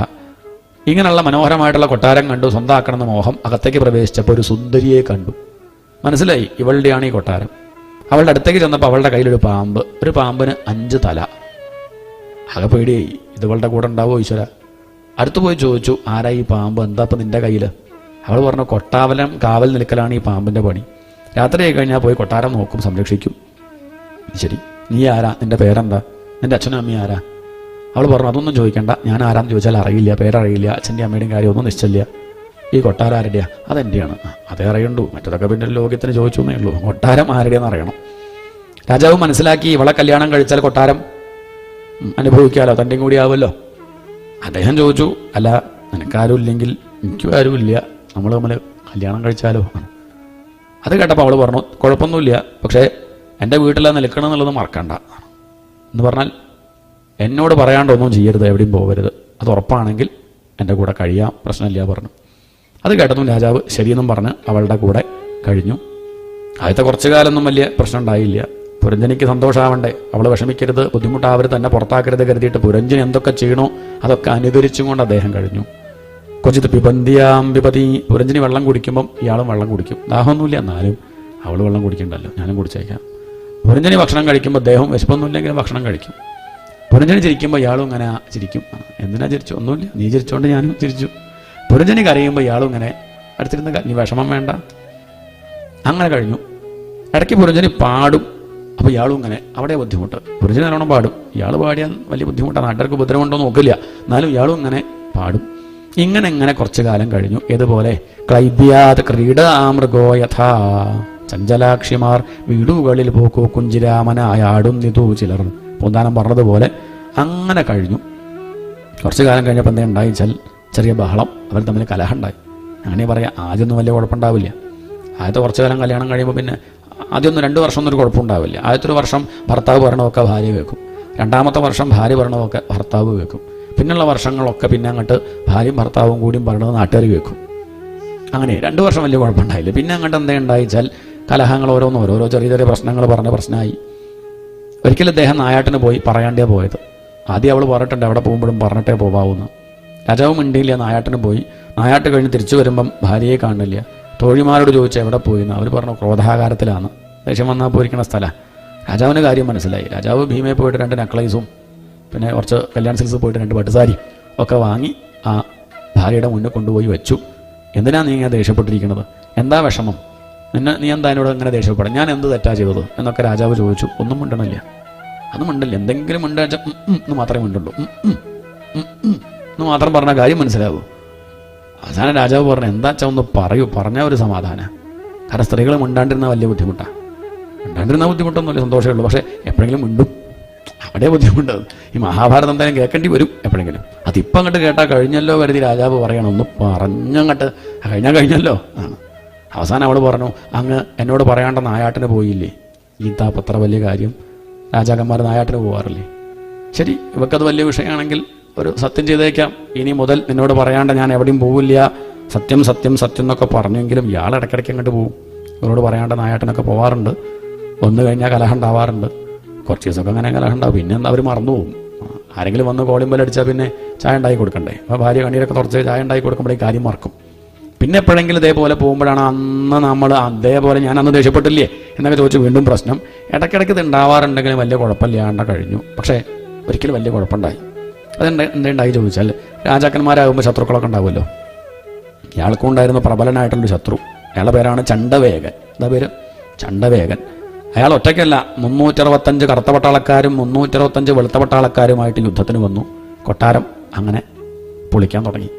രാജാവ് രക്ഷിക്കാൻ നോക്കുന്നുണ്ട്, ആളെയൊക്കെ ഏർപ്പാടാക്കിയിട്ടുണ്ട്, ഇഷ്ടിക വീഴുമ്പോൾ എടുത്തു വെക്കുന്നുണ്ട്, പെയിൻറ്റ് പോകുമ്പോൾ വേറെ ബ്ലാക്ക് വാഷ് അടിക്കുന്നുണ്ട്. അങ്ങനെ വൈറ്റ് വാഷ് അല്ല, വേറെയാണത്. അങ്ങനെയൊക്കെ അദ്ദേഹം ആവണതുപോലെ ഈ കൊട്ടാരത്തെ സംരക്ഷിക്കാൻ ശ്രമിക്കുന്നുണ്ടെങ്കിലും പറ്റണില്ല. അവസാനം എന്തേ ഉണ്ടായി? ഒരു കല്യാണം കൂടി കഴിച്ചു. അതാ പ്രശ്നമായത്. നിവർത്തില്ല, അദ്ദേഹം മോഹിച്ച് കഴിച്ചതല്ല, അത് ഇങ്ങോട്ട് വന്നതാ.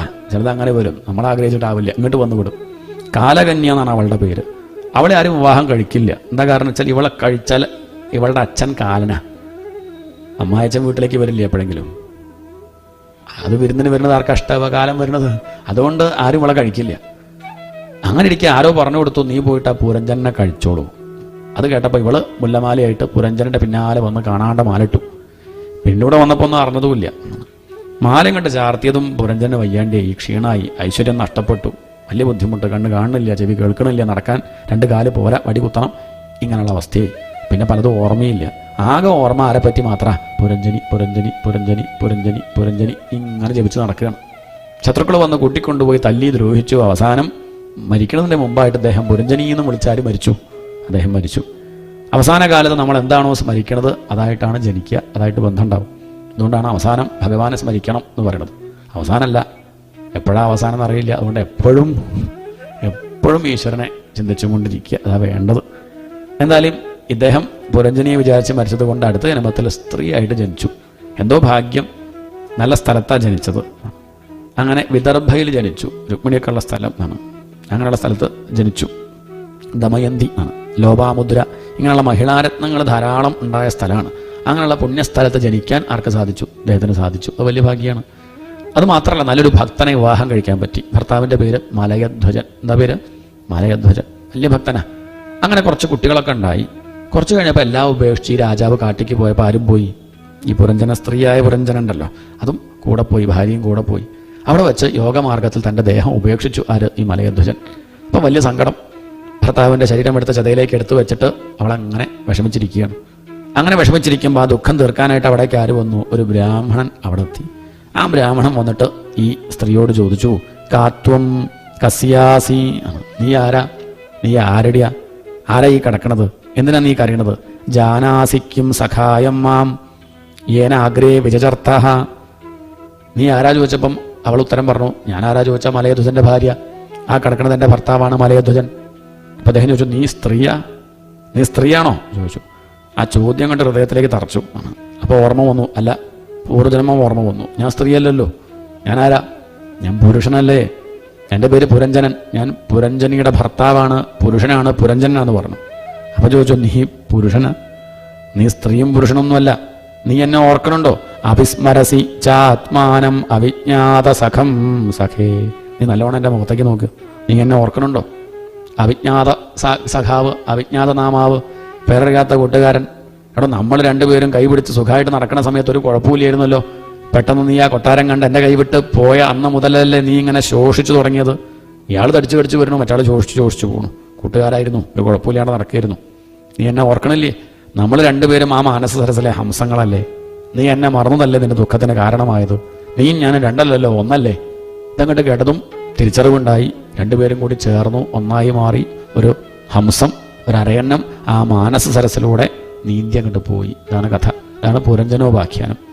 ഈ കഥ പറഞ്ഞു കൊടുത്തു ആര്? നാരദര്. ആർക്ക്? ബർഹിഷത്തിന്. ചോദിച്ചു, കഥയൊക്കെ മനസ്സിലായില്ലേ ചോദിച്ചു. ബർഹിഷത്ത് സത്യം പറഞ്ഞു, ഒന്നും മനസ്സിലായില്ല. ഉള്ളത് പറയാലോ, എനിക്ക് അലോകിയാവരുത്. സംഗതി ഒന്നും, ഇത് കേൾക്കണതിൻ്റെ മുന്നൊരു കഥ ഉണ്ടായിരുന്നു, കഥ കേട്ടപ്പോൾ ഉള്ള കഥയും കൂടി അങ്ങോട്ട് പോയി എന്നല്ലാതെ ഒന്നും മനസ്സിലായില്ല.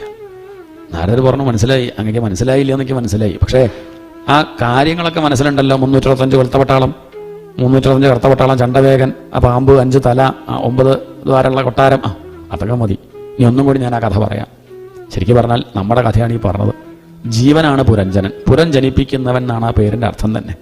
നമ്മളും സംസ്കാരത്തിനനുസരിച്ചുള്ള ശരീരമാണ് എടുക്കുന്നത്.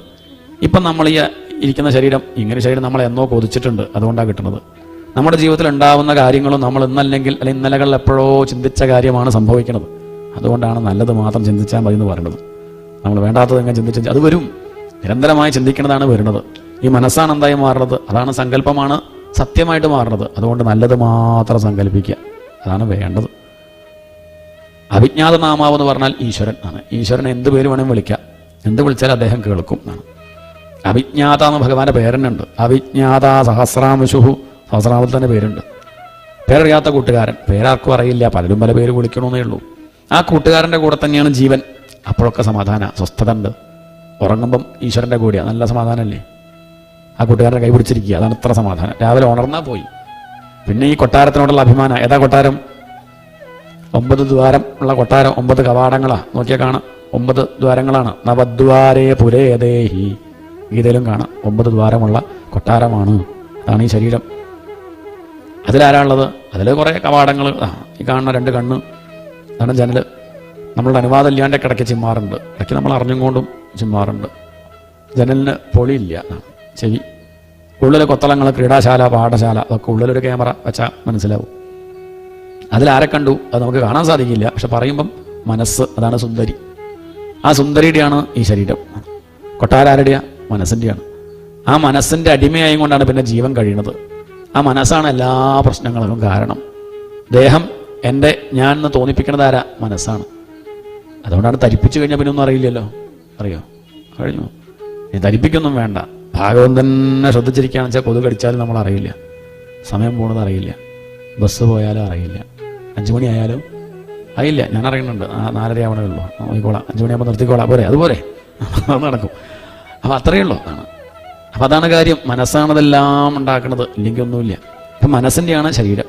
മനസ്സാണ് ആ സുന്ദരി. എന്തൊരു സൗന്ദര്യം അതിന്. അതിൻ്റെ കയ്യിൽ ആരാളുള്ളത്? പ്രാണൻ. ആരാണ്? പ്രാണൻ. 5 തലമുള്ളൊരു പാമ്പ് എന്ന് പറഞ്ഞാൽ പ്രാണൻ, അപാനൻ, വ്യാനൻ, ഉദാനൻ, സമാനൻ. 5 പ്രാണങ്ങളാണെന്നാ പറയുക. എന്നാൽ ശരിക്കും അങ്ങനെയല്ല. ഒരു പ്രാണനേ ഉള്ളൂ, ഒരു വായുവേ ഉള്ളൂ. അത് പല സ്ഥാനത്തിരിക്കുമ്പോൾ പല പേര് വിളിക്കുന്നു എന്ന് മാത്രം. അതാണ് ഈ കൊട്ടാരത്തെ സംരക്ഷിക്കുന്നത്. സംരക്ഷിച്ചുകൊണ്ടിരിക്കുക പാമ്പ്. അവസാനം എന്ത് പറ്റും? 4 തലയും ഇല്ലാണ്ടാവും, ഒരു തല മാത്രം ബാക്കിയാവും. ആ പാമ്പ് പുറമേക്ക് ചാടി രക്ഷപ്പെടും ഏതെങ്കിലും ഒരു ദ്വാരത്തിലൂടെ. പിന്നെ ആ വായുവിനെ ശുദ്ധാക്കാൻ വേണ്ടിയിട്ടാണ് ചില കർമ്മങ്ങളൊക്കെ മരണശേഷം ചെയ്യാറുണ്ട്. കൊട്ടാരം സംരക്ഷിക്കാൻ നോക്കും ആവണതുപോലെ. പിന്നെ അവസാനം കഴിക്കും, മാസ്ക് കഴിക്കും, ആള് പോവും. അതാണ് ഈ കഥ വർണ്ണിക്കുന്നത്. അങ്ങനെ ഇരിക്കുന്ന നായാട്ടിന് പോയെന്ന് പറഞ്ഞു. നായാട്ടിന് പോയെന്ന് പറഞ്ഞാൽ അർത്ഥം ബുദ്ധിക്കൊരു സ്വാതന്ത്ര്യമില്ല ആണ് സ്വപ്നം കാണുമ്പോൾ. യുക്തിക്ക് നിരക്കാത്തതൊക്കെ സ്വപ്നത്തിൽ കാണാറുണ്ട്. ചിലപ്പോൾ നമ്മൾ വിമാനത്തിൽ വന്നു, അമ്പലത്തിലേക്ക് വിമാനത്തിൽ അങ്ങോട്ട് വന്നു, എന്നിട്ടോ ആ വിമാനം എടുത്തിട്ട് ഇവിടെ മുകളിൽ കൊണ്ടുവന്ന് സപ്താഹ മണ്ഡപത്തിൽ കൊണ്ടുവച്ചു വിമാനം. ഇങ്ങനെയൊക്കെ കാണും. സ്വപ്നത്തിലിപ്പോൾ എന്തും കാണും, അതിനൊന്നും വലിയ ഇതൊന്നുമില്ല. യുക്തിക്ക് നിരക്കാത്തതൊക്കെ കാണും എന്ന് പറഞ്ഞാൽ ബുദ്ധിക്ക് പ്രവേശമില്ലാത്തതുകൊണ്ടാണ് ഇങ്ങനെ ആവശ്യമില്ലാത്തതൊക്കെ, ഒരു ബന്ധമില്ലാത്തതൊക്കെ കാണും. ഉണർന്നിരിക്കുന്ന സമയത്ത് കണ്ട കാര്യങ്ങളും പിന്നെ നമ്മുടെ ഉള്ളിലുള്ള സങ്കല്പങ്ങളും പിന്നെ കുറച്ചില്ലാത്തതും എല്ലാം കൂടി ചേർന്നും കൊണ്ടാണ് സ്വപ്നമായിട്ട് വരിക. ആ സ്വപ്നത്തിന് ബുദ്ധിക്ക് പ്രവേശമില്ല. അതാണ് ആരെ കൂട്ടാണ്ട് പോയി? പുരഞ്ജനിയെ കൂട്ടാണ്ട് പോയി എന്ന് പറഞ്ഞു. തിരിച്ചു വന്നപ്പം ഉണർന്നു എന്നർത്ഥം. തിരിച്ചു വരിക പറഞ്ഞാൽ ഉണർന്നു. ഉണർന്നപ്പോൾ സ്വപ്നത്തിൽ കണ്ടതാണോ ശരി, ഇപ്പോൾ ഉള്ളതാണോ ശരി എന്നുള്ളൊരു അങ്കലാപ്പ് അതുണ്ടാവും. ചില സ്വപ്നമൊക്കെ വളരെ തീവ്രമായിട്ട് ഉള്ളിൽ കിടക്കും. പണ്ട് കണ്ട സ്വപ്നമൊക്കെ എപ്പോഴും ഓർമ്മയുള്ളവരൊക്കെ ഉണ്ടാവും. ഉണ്ടിട്ടോ പണ്ട് കണ്ട എപ്പോഴും ഇങ്ങനെ ഓർമ്മ.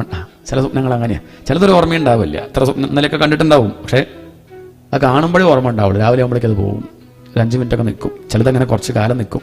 അതാണ് അവർ തമ്മിലുള്ള ലഹളയായിട്ട് വർണ്ണിച്ചത്. ചണ്ടവേഗം എന്ന് പറഞ്ഞാൽ, ചണ്ടെന്ന് പറഞ്ഞാൽ ഭയങ്കരം, വേഗം എന്ന് പറഞ്ഞാൽ സ്പീഡ്.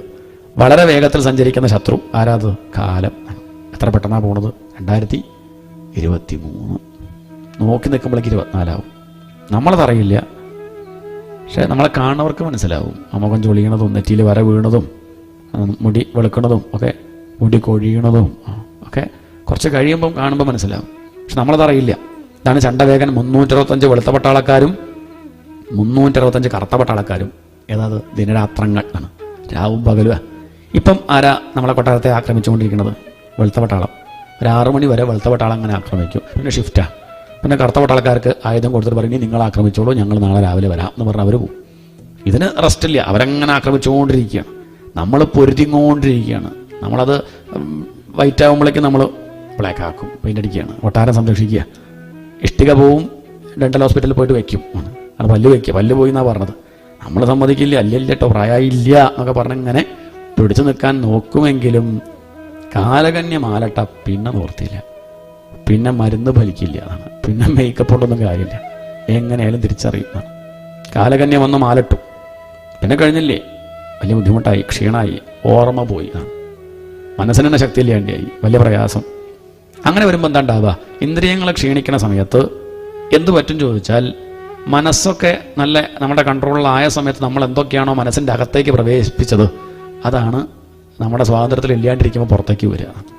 കഴിച്ചതാണ് തേട്ടി വരിക.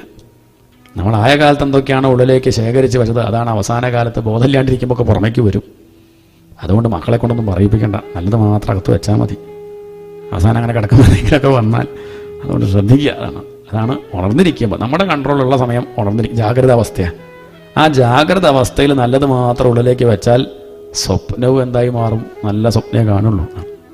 സ്വപ്നം കാണുമ്പോൾ മനസ്സിലാക്കുന്നത് അഞ്ചാദ്യമൊക്കെ എൻ്റെ ഉള്ളിൽ പുറമേക്കൊന്നും പറയണ്ട, മനസ്സിലാക്കിയാൽ നല്ലതാ.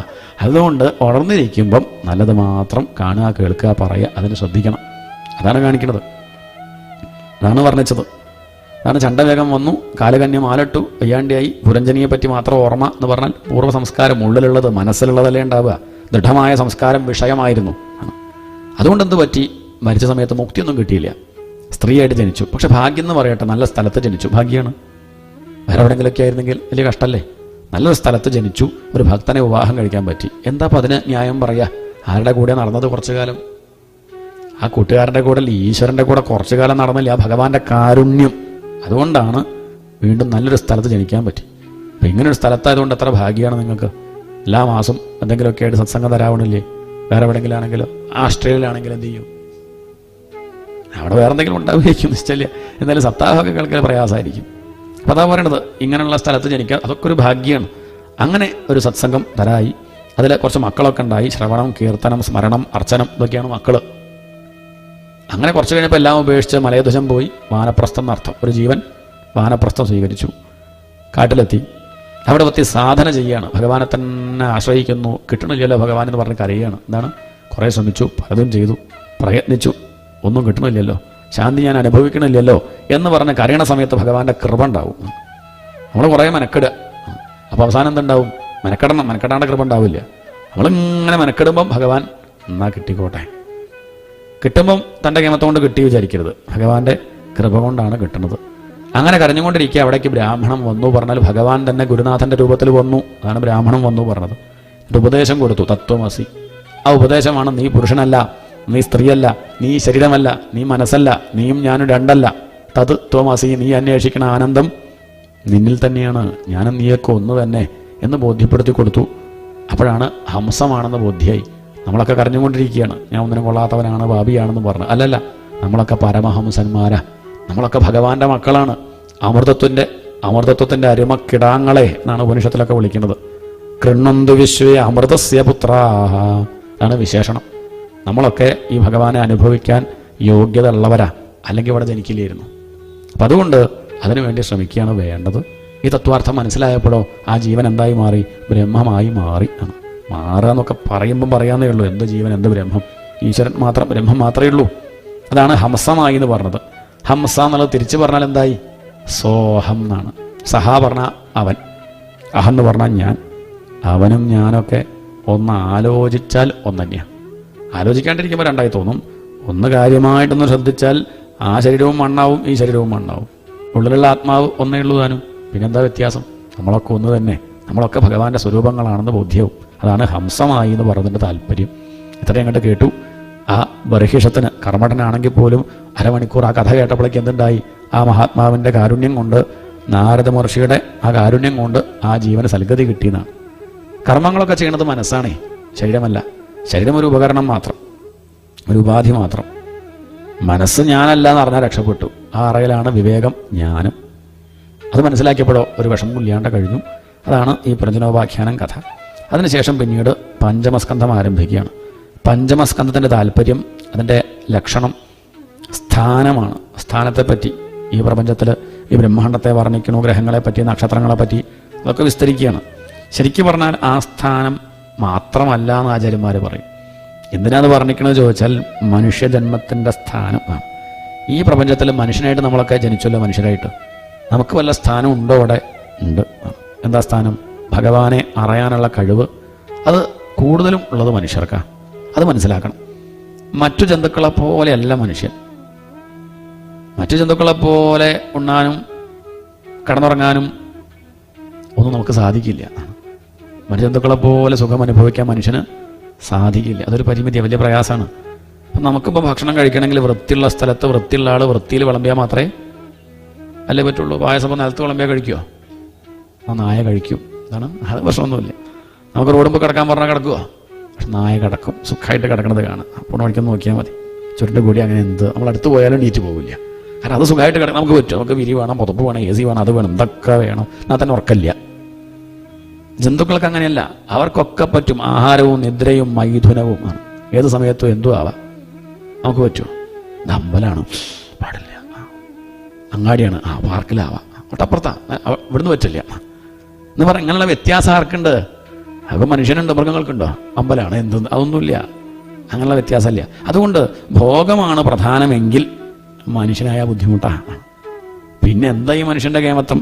ഭാഗവതം വായിക്കാൻ പറ്റും. അത് ജന്തുക്കൾ വായിക്കണില്ലല്ലോ. മറ്റു ജന്തുക്കൾ വായിക്കാനുണ്ടോ? ഭാഗവതം കേൾക്കാൻ വരുന്നുണ്ടോ? എവിടെ? കാണില്ല. അതൊക്കെ ആർക്കും ഒരു നിവർന്നിരിക്കാൻ, ധ്യാനിക്കാൻ, ശാസ്ത്രം പഠിക്കാൻ, വിചാരം ചെയ്യാനുള്ള കഴിവ് മനുഷ്യന് മാത്രമേ ഉള്ളൂ. അതാണ് മനുഷ്യൻ്റെ സ്ഥാനം. അത് ബോധിപ്പിക്കുകയാണ് ഈ പഞ്ചമസ്കന്ധത്തിലെ ഓരോ സ്തുതികളും ഉപദേശങ്ങളും. ശ്രദ്ധിച്ചാൽ മനസ്സിലാവും. ഇനി ഋഷഭൻ്റെ ഉപദേശം പറയുമ്പോൾ അത് കാണാം. പഞ്ചമസ്കന്ധം മറ്റ് സ്കന്ധങ്ങളെപ്പോലെയല്ല, ലേശം വ്യത്യാസമുണ്ട്. അതിൽ ഗദ്യമാണ് കൂടുതലും എന്ന് പറഞ്ഞാൽ അതെന്തിനു വേണ്ടിയിട്ടാണ് പല ആചാര്യന്മാരും ചർച്ച നടക്കാറുണ്ട്. അത് എന്തിനാണെന്ന് ചില വ്യാഖ്യാനത്തിൽ പറയുന്നുണ്ട്.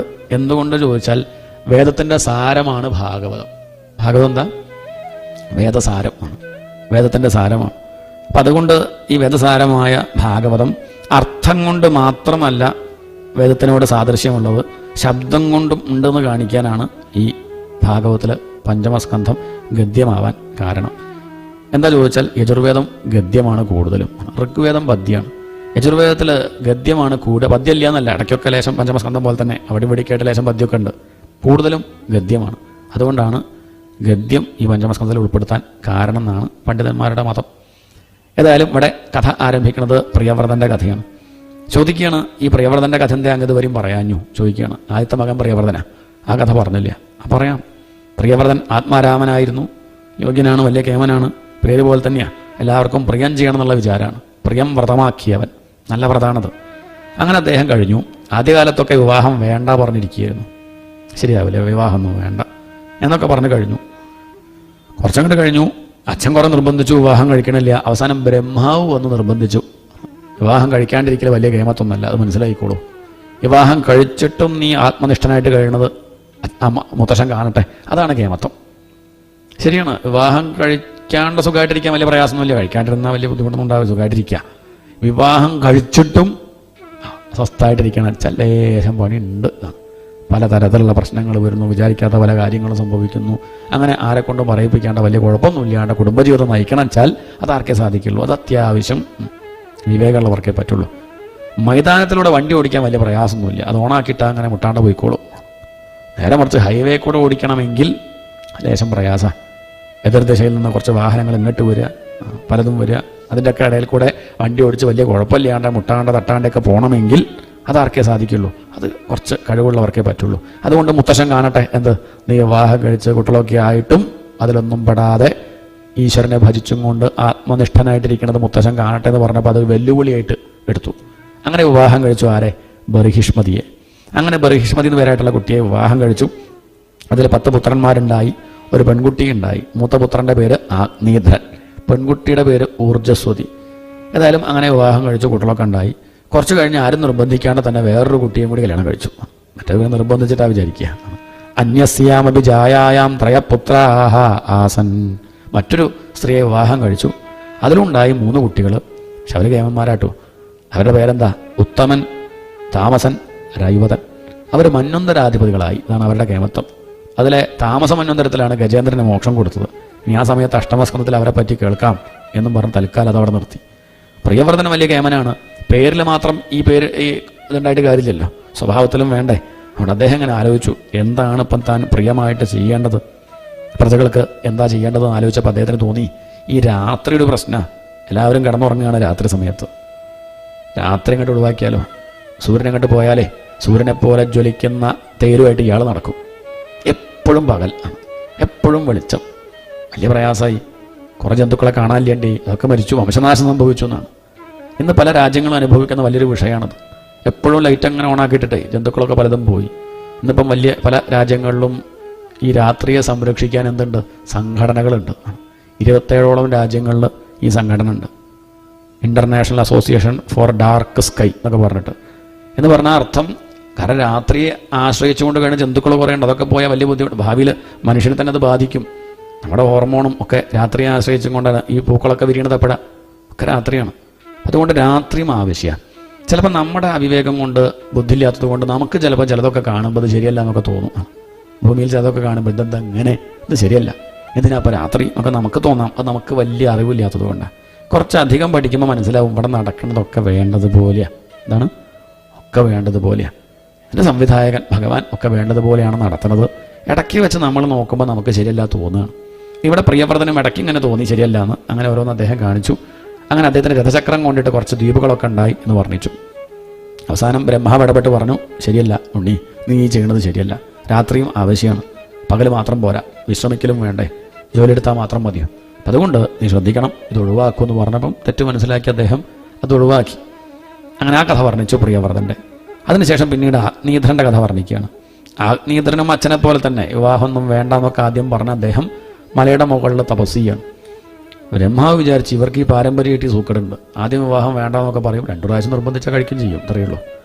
ഇതിനായിട്ടിപ്പം താൻ അങ്ങോട്ട് പുറപ്പെട്ടു പോകുമെന്നും വേണ്ട, എത്ര കണ്ട് പ്രാപ്തി ഉണ്ടെന്ന് അറിയാം. പൂർവ്വചിത്തിയെ വിട്ടു. പൂർവ്വചിത്തിയെ പറഞ്ഞാൽ പൂർവ്വ സംസ്കാരം, അതിനനുസരിച്ച് നമ്മൾ പ്രവർത്തിക്കുള്ളൂ. വിവാഹം കഴിക്കണം എന്നാണ് യോഗമെങ്കിൽ കഴിക്കും ആണ്. ഇനി കഴിക്കാണ്ടിരിക്കാനാണ് യോഗിച്ച് കഴിക്കൂല. നമുക്കിപ്പോൾ ഒന്നും ചെയ്യാൻ പറ്റില്ല. ഇതൊക്കെ കുറച്ചൊക്കെ ആദ്യം വരച്ച് വെച്ചിട്ടുണ്ട്. ആരും ഒഴിഞ്ഞ സ്ലൈറ്റോട് കൂടിയല്ല വരുന്നത്. കുറച്ചൊക്കെ എഴുതിയിട്ടുണ്ട്. അത് മായ്ക്കാൻ പറ്റില്ല, കൂട്ടിച്ചേർക്കാൻ വേണമെങ്കിൽ അതേ പറ്റുള്ളൂ, ഒഴിവാക്കാൻ സാധിക്കില്ല. കുറേയൊക്കെ അതാണ് പ്രാരബ്ധം അനുഭവിച്ചേ പറ്റൂ. അതാണ് പൂർവ്വചിത്തി എന്ന് പറഞ്ഞത്, പൂർവ്വ സംസ്കാരം. അവൾ വന്ന് നൃത്തം വെച്ചു, അതിൽ ഭ്രമിച്ചു, അവളെ കല്യാണം കഴിച്ചു. അങ്ങനെ അതിലൊരു ഉണ്ണിയുണ്ടായി. അയാളുടെ പേരാണ് നാഭി. യോഗ്യനാണ്, കേമനാണ്. ഈ രാജ്യം അദ്ദേഹം ഭരിച്ചിട്ടുണ്ട്. അക്കാലത്താണ് ഇതിന് പണ്ടൊരു പേരുണ്ടായിരുന്നു, അജനാഭം. നാഭി മേരുദേവിയെ വിവാഹം കഴിച്ചു. അദ്ദേഹത്തിൻ്റെ മോഹം എന്താ ചോദിച്ചാൽ, മക്കൾ വേണം. എങ്ങനെയുള്ള മക്കൾ? ഭഗവാനെ പോലുള്ള ഉണ്ണി വേണം. ഇതാണ് നമ്മളൊക്കെ ആഗ്രഹിക്കേണ്ടത്, ഭഗവാനെ പോലെ. ഭഗവാനെ കിട്ടണമെന്ന് ആഗ്രഹിക്കണം. ഈ ആഗ്രഹം അദ്ദേഹത്തിന്. അദ്ദേഹം ആദ്യകാലത്തൊന്നും ആരോടും പറഞ്ഞിട്ടില്ല. ഋഷിമാർ യാഗം ചെയ്യുമ്പം അവർ കേമായിട്ട് ഭഗവാനെ സ്തുതിച്ചു. ആ സ്തുതിച്ച സമയത്ത് ഭഗവാൻ പ്രത്യക്ഷപ്പെട്ടു. എന്താണ് ആഗ്രഹം ചോദിച്ചു. ഋഷിമാർ പറഞ്ഞു, ഞങ്ങൾക്ക് അങ്ങനെ പ്രത്യേകിച്ച് ആഗ്രഹമൊന്നുമില്ല, പക്ഷെ ഞങ്ങളുടെ രാജാവ് ഇടയ്ക്കിടയ്ക്ക് ഒരു കാര്യം പറയാറുണ്ട്. എന്താ പറയാറ്? അങ്ങേപ്പോഴും ഉണ്ണി ഉണ്ടാവണം എന്നാണ് രാജാവിൻ്റെ മോഹം. ഭഗവാൻ പറഞ്ഞു, അങ്ങനെ നടക്കില്ലല്ലോ, ഇപ്പം എന്നെപ്പോലെ ഞാനല്ലാണ്ട് വേറൊരാളില്ലല്ലോ. അനുപമിതം കാലദേശാവധിഭ്യാം നിർമുക്തം നിത്യമുക്തം, അങ്ങനെയല്ലേ പറയാ. ഉപമിക്കാൻ പറ്റില്ല. ഭഗവാനെപ്പോലെ ഭഗവാനേ ഉള്ളൂ. പക്ഷെ ഞങ്ങൾ വാക്ക് കൊടുത്തിട്ടുണ്ട്, ഞങ്ങൾ പറഞ്ഞാൽ കേൾക്കുന്നൊക്കെ ഞങ്ങൾ പറഞ്ഞു എന്ന് പറഞ്ഞു. ശരി, ഇനി ബ്രാഹ്മണരുടെ വാക്ക് അസത്യാക്കണ്ട. ബ്രാഹ്മണോസ്യ മുഖമാസീത് എന്നൊക്കെയല്ലേ പറയാ. ബ്രാഹ്മണൻ എന്ന് പറഞ്ഞാൽ ഭഗവാന്റെ മുഖമെന്നാണ്. ശരി, നിങ്ങൾ പറഞ്ഞ സ്ഥിതിക്ക് ഞാൻ അങ്ങനെ ആവാം, അദ്ദേഹത്തിൻ്റെ മകനായിട്ട് ജനിക്കാം എന്ന് പറഞ്ഞ് ഭഗവാൻ നാഭിയുടെയും മേരുദേവിയുടെയും മകനായി അവതരിച്ചു. അതാണ് ഋഷഭൻ എന്നുള്ള പേരിൽ അവതരിച്ചു. ഋഷഭൻ എന്ന് പറഞ്ഞ അർത്ഥം, ഋഷം എന്ന് പറഞ്ഞ ജ്ഞാനം എന്ന അർത്ഥം. ഋഷേണ ഭാതി ഇതി ഋഷഭ എന്നാണ് അതിൻ്റെ താല്പര്യം, ആധ്യാത്മികമായിട്ടുള്ള അർത്ഥം. ഋഷം എന്ന് പറഞ്ഞാൽ ജ്ഞാനം, ഭാതി പ്രകാശിക്കുക, അറിവ് കൊണ്ട് പ്രകാശിക്കുന്നവൻ ഋഷഭൻ. ഇനി മാത്രമല്ല, ലൗകികമായിട്ട് പറയാൻ വെച്ചാൽ ഋഷഭൻ എന്ന് പറഞ്ഞാൽ കാളാന്നർത്ഥമുണ്ട്. ഋഷഭം അല്ലെങ്കിൽ ഋഷഭം എന്നൊക്കെ പറഞ്ഞാൽ കാളാന്നർത്ഥമുണ്ട്. കാളയ്ക്ക് ആ പേര് വരാൻ കാരണം ഋഷഭൻ എന്ന് പറഞ്ഞാൽ ശരിക്കർത്ഥം ശ്രേഷ്ഠൻ എന്നാണ്. എന്താർത്ഥം? ശ്രേഷ്ഠൻ. ഈ പശുക്കളുടെ കൂട്ടത്തിൽ കാളയെ നിർത്തിയാൽ അതിൻ്റെ ആ ശ്രേഷ്ഠത കൊണ്ട് കുറച്ച് നമുക്ക് പ്രത്യേകിച്ച് എടുത്ത് പറയേണ്ട കാര്യമില്ല, മനസ്സിലാവും എന്നാണ്. ഒരു 100 പശുക്കൾ കൂട്ടത്തിലൊരു കാള നിന്നാൽ നമുക്ക് കാണാണ്ട പോവുമോ? കാളയെ മനസ്സിലാക്കാണ്ടിരിക്കില്ല, കാരണം അതിൻ്റെ എടുപ്പ് കൊണ്ട് നമ്മൾ മനസ്സിലാക്കും അത് കാളയാണെന്ന്. ഇതുപോലെയാണ്. അനവധി പേരുണ്ടെങ്കിലും കൂട്ടത്തിൽ ഋഷഭൻ നിന്നാൽ നമുക്ക് മനസ്സിലാവും അത് ഋഷഭൻ. അയാളുടെ തേജസ് കൊണ്ട്, പ്രഭാവം കൊണ്ട് നമുക്ക് തിരിച്ചറിയാൻ പറ്റും, അയാൾ ചെയ്യണ കർമ്മം കൊണ്ട്. അതാണ് ഋഷഭൻ എന്ന് പറഞ്ഞാൽ ശ്രേഷ്ഠൻ എന്നർത്ഥം. ഋഷഭൻ്റെ യോഗ്യത പിന്നെ പറയുകയാണ്. ഋഷഭൻ എന്തിനാണ് ഈ അവതാരം ഭഗവാൻ ഋഷഭനായിട്ട് അവതരിച്ചത് ചോദിച്ചാൽ, അക്കാലത്ത് രജോ ഗുണപ്രധാനികളായിട്ടുള്ള ക്ഷത്രിയന്മാർ പരമഹംസധർമ്മം മറന്നു. അവർ രാജ്യം ഭരിക്കുക, കാശുണ്ടാക്കുക, ഈ ഒരു വിചാരം മാത്രമായിട്ട് അങ്ങനെ കഴിഞ്ഞു. ഭഗവാനെ മറന്ന് ജീവിച്ചു എന്നാണ്. അതുകൊണ്ട് അവർക്ക് പരമഹംസധർമ്മത്തെ ഉപദേശിച്ചു കൊടുക്കാൻ പോരാ. ഉപദേശിച്ചുകൊണ്ട് കാര്യമില്ലല്ലോ, സ്വയം അനുഷ്ഠിച്ച് കാണിച്ചു കൊടുക്കാൻ. അദ്ദേഹത്തിൻ്റെ ചരിത്രം നോക്കിയാൽ മനസ്സിലാവും ആണ്. സ്വയം അനുഷ്ഠിച്ച് കാണിച്ചു കൊടുക്കണം. മക്കളെ നമ്മൾ ഉപദേശിച്ചുകൊണ്ട് കാര്യമില്ലല്ലോ. ഉപദേശിക്കണം, വേണ്ടാന്നല്ല. ഉപദേശിച്ചിട്ട് എന്ത് ചെയ്യണം? നമ്മളും കൂടി ഇരുന്ന് അനുഷ്ഠിച്ച് കാണിച്ചു കൊടുക്കണം. നാമം ജപിക്കോ പറഞ്ഞിട്ട് കാര്യമില്ല. 2 പ്രാവശ്യം പറയുക. പിന്നെ നമ്മൾ വിളക്കത്തിച്ച് നാമം ജപിക്കുമ്പം പറയണ്ട. അവർ വല്ല വന്ന് മൊബൈലൊക്കെ ഓഫാക്കി നമ്മളടുത്ത് വന്ന് കണ്ടിരിക്കും. അവരും കൂടെ ജപിക്കും. നമ്മൾ മൊബൈൽ നോക്കിയിരിക്കുന്നുണ്ട്. അവരോട് ജപിക്കാൻ പറഞ്ഞാൽ പിന്നെ ജപിക്കുമോ? അത് ജപിക്കില്ല. നമ്മൾ ആചരിച്ചാൽ മതി എന്നാണ്. അപ്പോൾ സ്വയം അനുഷ്ഠിച്ച് കാണിച്ചു കൊടുക്കാനും വേണ്ടിയാണ് ഈ ഋഷഭാവതാരം. ഈ ഋഷഭൻ കുറച്ചു കാലം അങ്ങനെ കഴിഞ്ഞു. ആ കാലത്ത് എന്തെങ്കിലും ഉണ്ടായിച്ചാൽ ഇന്ദ്രൻ മഴ പെയ്യിച്ചില്ല. അവസാനം ഋഷഭൻ തൻ്റെ യോഗശക്തി കൊണ്ട് മഴ കണ്ട് പെയ്യിച്ചു. അതോടുകൂടി ഇന്ദ്രന് മനസ്സിലായി തന്നെക്കാൾ ശക്തി ആർക്കുണ്ട്? ഈ ഋഷഭനുണ്ടെന്ന് മനസ്സിലാക്കി. അതുകൊണ്ട് ശത്രുത വെക്കേണ്ട, എങ്ങനെയെങ്കിലും ഋഷഭനെ തൻ്റെ ആളാക്കി മാറ്റാം എന്ന് കരുതി തൻ്റെ മകള് ജയന്തിയെ വിവാഹം കഴിച്ചു കൊടുത്തു. ആർക്ക്? ഈ ഋഷഭന്. അങ്ങനെ ഋഷഭൻ ജയന്തിയെ വിവാഹം കഴിച്ചു. അതിൽ 100 പുത്രന്മാരുണ്ടായി. എത്ര? 100 പുത്രന്മാർ എന്ന് പറഞ്ഞാൽ ഇതൊക്കെ ചിന്തകളാണ്. എത്ര ചിന്തകൾ നമുക്കിപ്പോൾ ഈ കൂട്ടത്തിലുണ്ടായി? ഇത്ര നേരം ഇരുന്നു എന്തൊക്കെ ചിന്തകളുണ്ടായി പറയൊന്നും വേണ്ട. എന്നാലും എത്ര കണക്കുണ്ടോ? അസംഖ്യം ആണ്. അതിനാണ് 100 എന്ന് പറഞ്ഞത്. 100 പറഞ്ഞാൽ കുറേ എന്നർത്ഥം. 100 പറഞ്ഞാൽ കുറേ ഉണ്ടെന്നർത്ഥം. എന്തേ 5 മണിയാകുമ്പോഴേക്ക് പെട്ടെന്ന് എണീറ്റ് പോകണത് എന്താ എന്ന് ചോദിച്ചാൽ എന്താ ഉത്തരം പറയാം? തിരുമേനിക്കറിയോ 100 കൂട്ടം പണികളുണ്ട്. ആ തിരുമേനി വന്ന് ചെയ്യോ? ഇല്ല, ഞാൻ ചെയ്യില്ല, എനിക്ക് വയ്യാനും, ഞാൻ ഇവിടെ നിന്ന് പറയുക മാത്രമേ ഉള്ളൂ. ശരിയാണ്, 100 കൂട്ടം പണിയുണ്ട്. ഒന്ന് എഴുത്തൊരു 100 കൂട്ടം പണി എഴുതി വരുമ്പോൾ 5, 6, 7, 8, 10 ഉണ്ടാവുള്ളൂ. ബാക്കി 90 നമ്മുടെ വകയാണ്. ഇല്ലാത്തത് പറഞ്ഞതാണ്. ഇതേപോലെ തന്നെയാണ് നമ്മൾ പറയുമ്പോൾ 100 എന്നൊക്കെ പറയെങ്കിലും അത്രയൊന്നുമില്ല. നമ്മുടെ കുറേ ഉണ്ടെന്ന് കൂട്ടിക്കോളൂ. അസംഖ്യം എന്ന് കാണിക്കാനാണ് ഈ 100 എന്ന് പറയുന്നത്. അപ്പോൾ ചിന്തകൾ ധാരാളം ഉണ്ട്. അതാണ് നമ്മുടെ ചിന്തകളും കണക്കില്ല. അതിൽ കുറേ ചിന്തകൾ നല്ല ചിന്തകളായി, ഉദാത്തമായ ചിന്തകളൊക്കെ ഉണ്ടാവും. വലിയ കേമായിട്ടുള്ള ചിന്തകളൊക്കെ ഉണ്ടാവും. യോഗീശ്വരന്മാരെ പോലെ. അതാണ് 9 പേര് യോഗീശ്വരന്മാരായിട്ട് മാറി. ആരായി മാറി? നവയോഗികൾ. കുറച്ച് പേര് എന്തായി മാറി? ബ്രാഹ്മണരായിട്ട് മാറി. വർണ്ണാശ്രമധർമ്മം അതിക്രമിച്ചും കൊണ്ട് കുറച്ച് പേര് യോഗീശ്വരന്മാരായി, കുറച്ച് പേര് സത്വഗുണപ്രധാനികളായിട്ട് ബ്രാഹ്മണരായി. അതാണ് ഉദാത്തമായ ശുദ്ധമായ ചിന്തകൾ നമ്മളിലുണ്ടാവും. പക്ഷെ അധികം ഉണ്ടാവുക ക്ഷത്രിയന്മാരാണ്. അധിക രജോഗുണമാണുള്ള കൂടെ കുറേ പേര് എന്തായി മാറി? ക്ഷത്രിയരായി മാറി. ബഹളം ആണ്. കുറച്ച് കൈക്കരുത്ത് ഉണ്ടാവുക, ഇളകിക്കൊണ്ടിരിക്കുക. ഇതുണ്ടാവും. നമ്മളെന്തിനാണ് പോഷിപ്പിക്കുക അതിനനുസരിച്ചിരിക്കും. ഈ 3 കാര്യങ്ങൾ നമ്മുടെ ഉള്ളിലുണ്ട്. അതിലെ മൂത്ത പുത്രനാണ് ഭരതൻ. രാജാവ് ഒരിക്കലും ആലോചിച്ചു, മക്കളുണ്ടാവൽ വലിയ കാര്യമൊന്നുമല്ല. 100 മക്കളുണ്ടാവണമെന്ന് പ്രാർത്ഥിച്ചു പണ്ട് ഗാന്ധാരി. എന്നിട്ടോ 100 ഉണ്ടായി. എന്നിട്ടോ തമ്മിൽ ചത്തു തന്നെ. ഗാന്ധാരി ബാക്കി. എന്നിട്ട് കാര്യമുണ്ടോ? ഒന്നിനെങ്കിലും സദ്ബുദ്ധി വേണമെന്ന് പ്രാർത്ഥിക്കണ്ടേ? അതാലോചിച്ചില്ല. അതുകൊണ്ട് ഈ കുട്ടികൾക്ക് വേണ്ടതൊക്കെ പറഞ്ഞു കൊടുക്കണം. അത് മാത്രം പോരാ, സ്വത്ത് കൊടുത്താൽ മാത്രം പോരാ, അവർക്ക് സംസ്കാരവും കൊടുക്കണം എന്ന് കണക്കാക്കി അവരെ വിളിച്ചു വരുത്തി അവർക്ക് കൊടുക്കുന്ന ഉപദേശമാണ് ഋഷഭോപദേശം. അല്ലയോ കുട്ടികളെ, നായം ദേഹോ ദേഹഭാജാം നൃലോകേ കഷ്ടാൻ കാമാനർഹത്തെ വിഡ്ഭുജാം യേ തപോ ദിവ്യം പുത്രകാഹ യേന സത്വം ശുദ്ധിയത് യസ്മാത് ബ്രഹ്മസൗഖ്യം തു അനന്തം. നമുക്ക് ഈ ജന്മം കിട്ടിയതേ തുച്ഛങ്ങളായിട്ടുള്ള കാമങ്ങൾ അനുഭവിക്കാൻ വേണ്ടിയല്ല. അത് വേണ്ടെന്ന് അച്ഛൻ പറയണില്ല.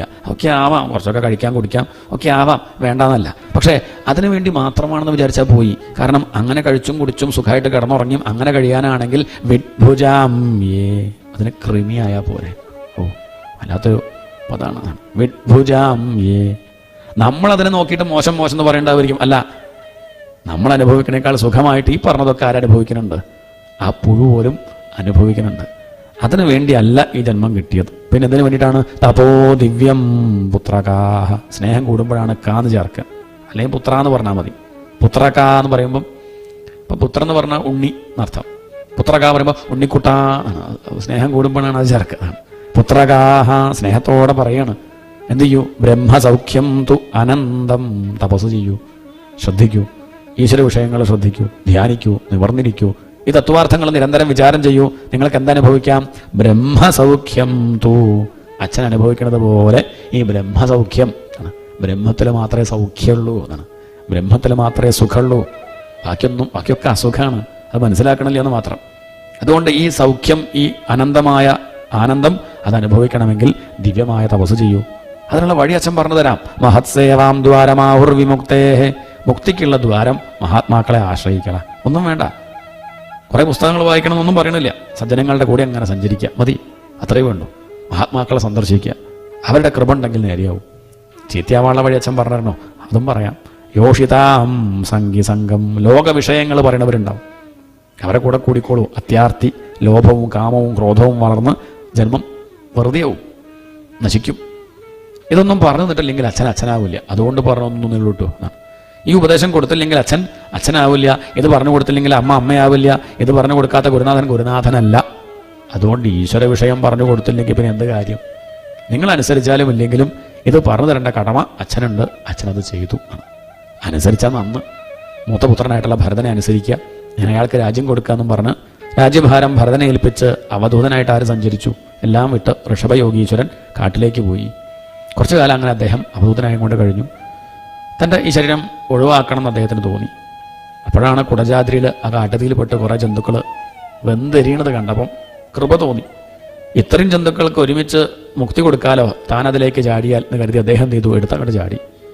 ഈ യോഗീശ്വരൻ്റെ കൂടെ ശരീരം ധരിക്കാൻ സാധിച്ച ആ മൃഗങ്ങൾക്കും പക്ഷികൾക്കൊക്കെ പിന്നെ ജന്മം ഉണ്ടായില്ല, മുക്തി കിട്ടി. പരീക്ഷിത്ത് പറഞ്ഞു, നല്ല കാര്യം തന്നെ, ഇങ്ങനെ മുക്തി കിട്ടിച്ച നല്ല സുഖം തന്നെയാണ്. ആയ കാലത്തൊക്കെ എന്തെങ്കിലും കാണിക്കാം, എന്നിട്ട് യോഗീശ്വരന്മാരുടെ കൂടെ ഇങ്ങോട്ട് മരിച്ചാൽ മതിയല്ലോ, മുക്തി കിട്ടില്ലേ? മുക്തിയൊക്കെ എളുപ്പാടോ? ആരാ പറഞ്ഞത് മുക്തി വലിയ കേമത്താണ്? മുക്തി മരിക്കാൻ നേരത്തെ എന്തെങ്കിലുമൊക്കെ ചെയ്ത് നാരായണ ജപിച്ച് വെള്ളം കുടിച്ചാൽ മുക്തി ശരിയാണ്.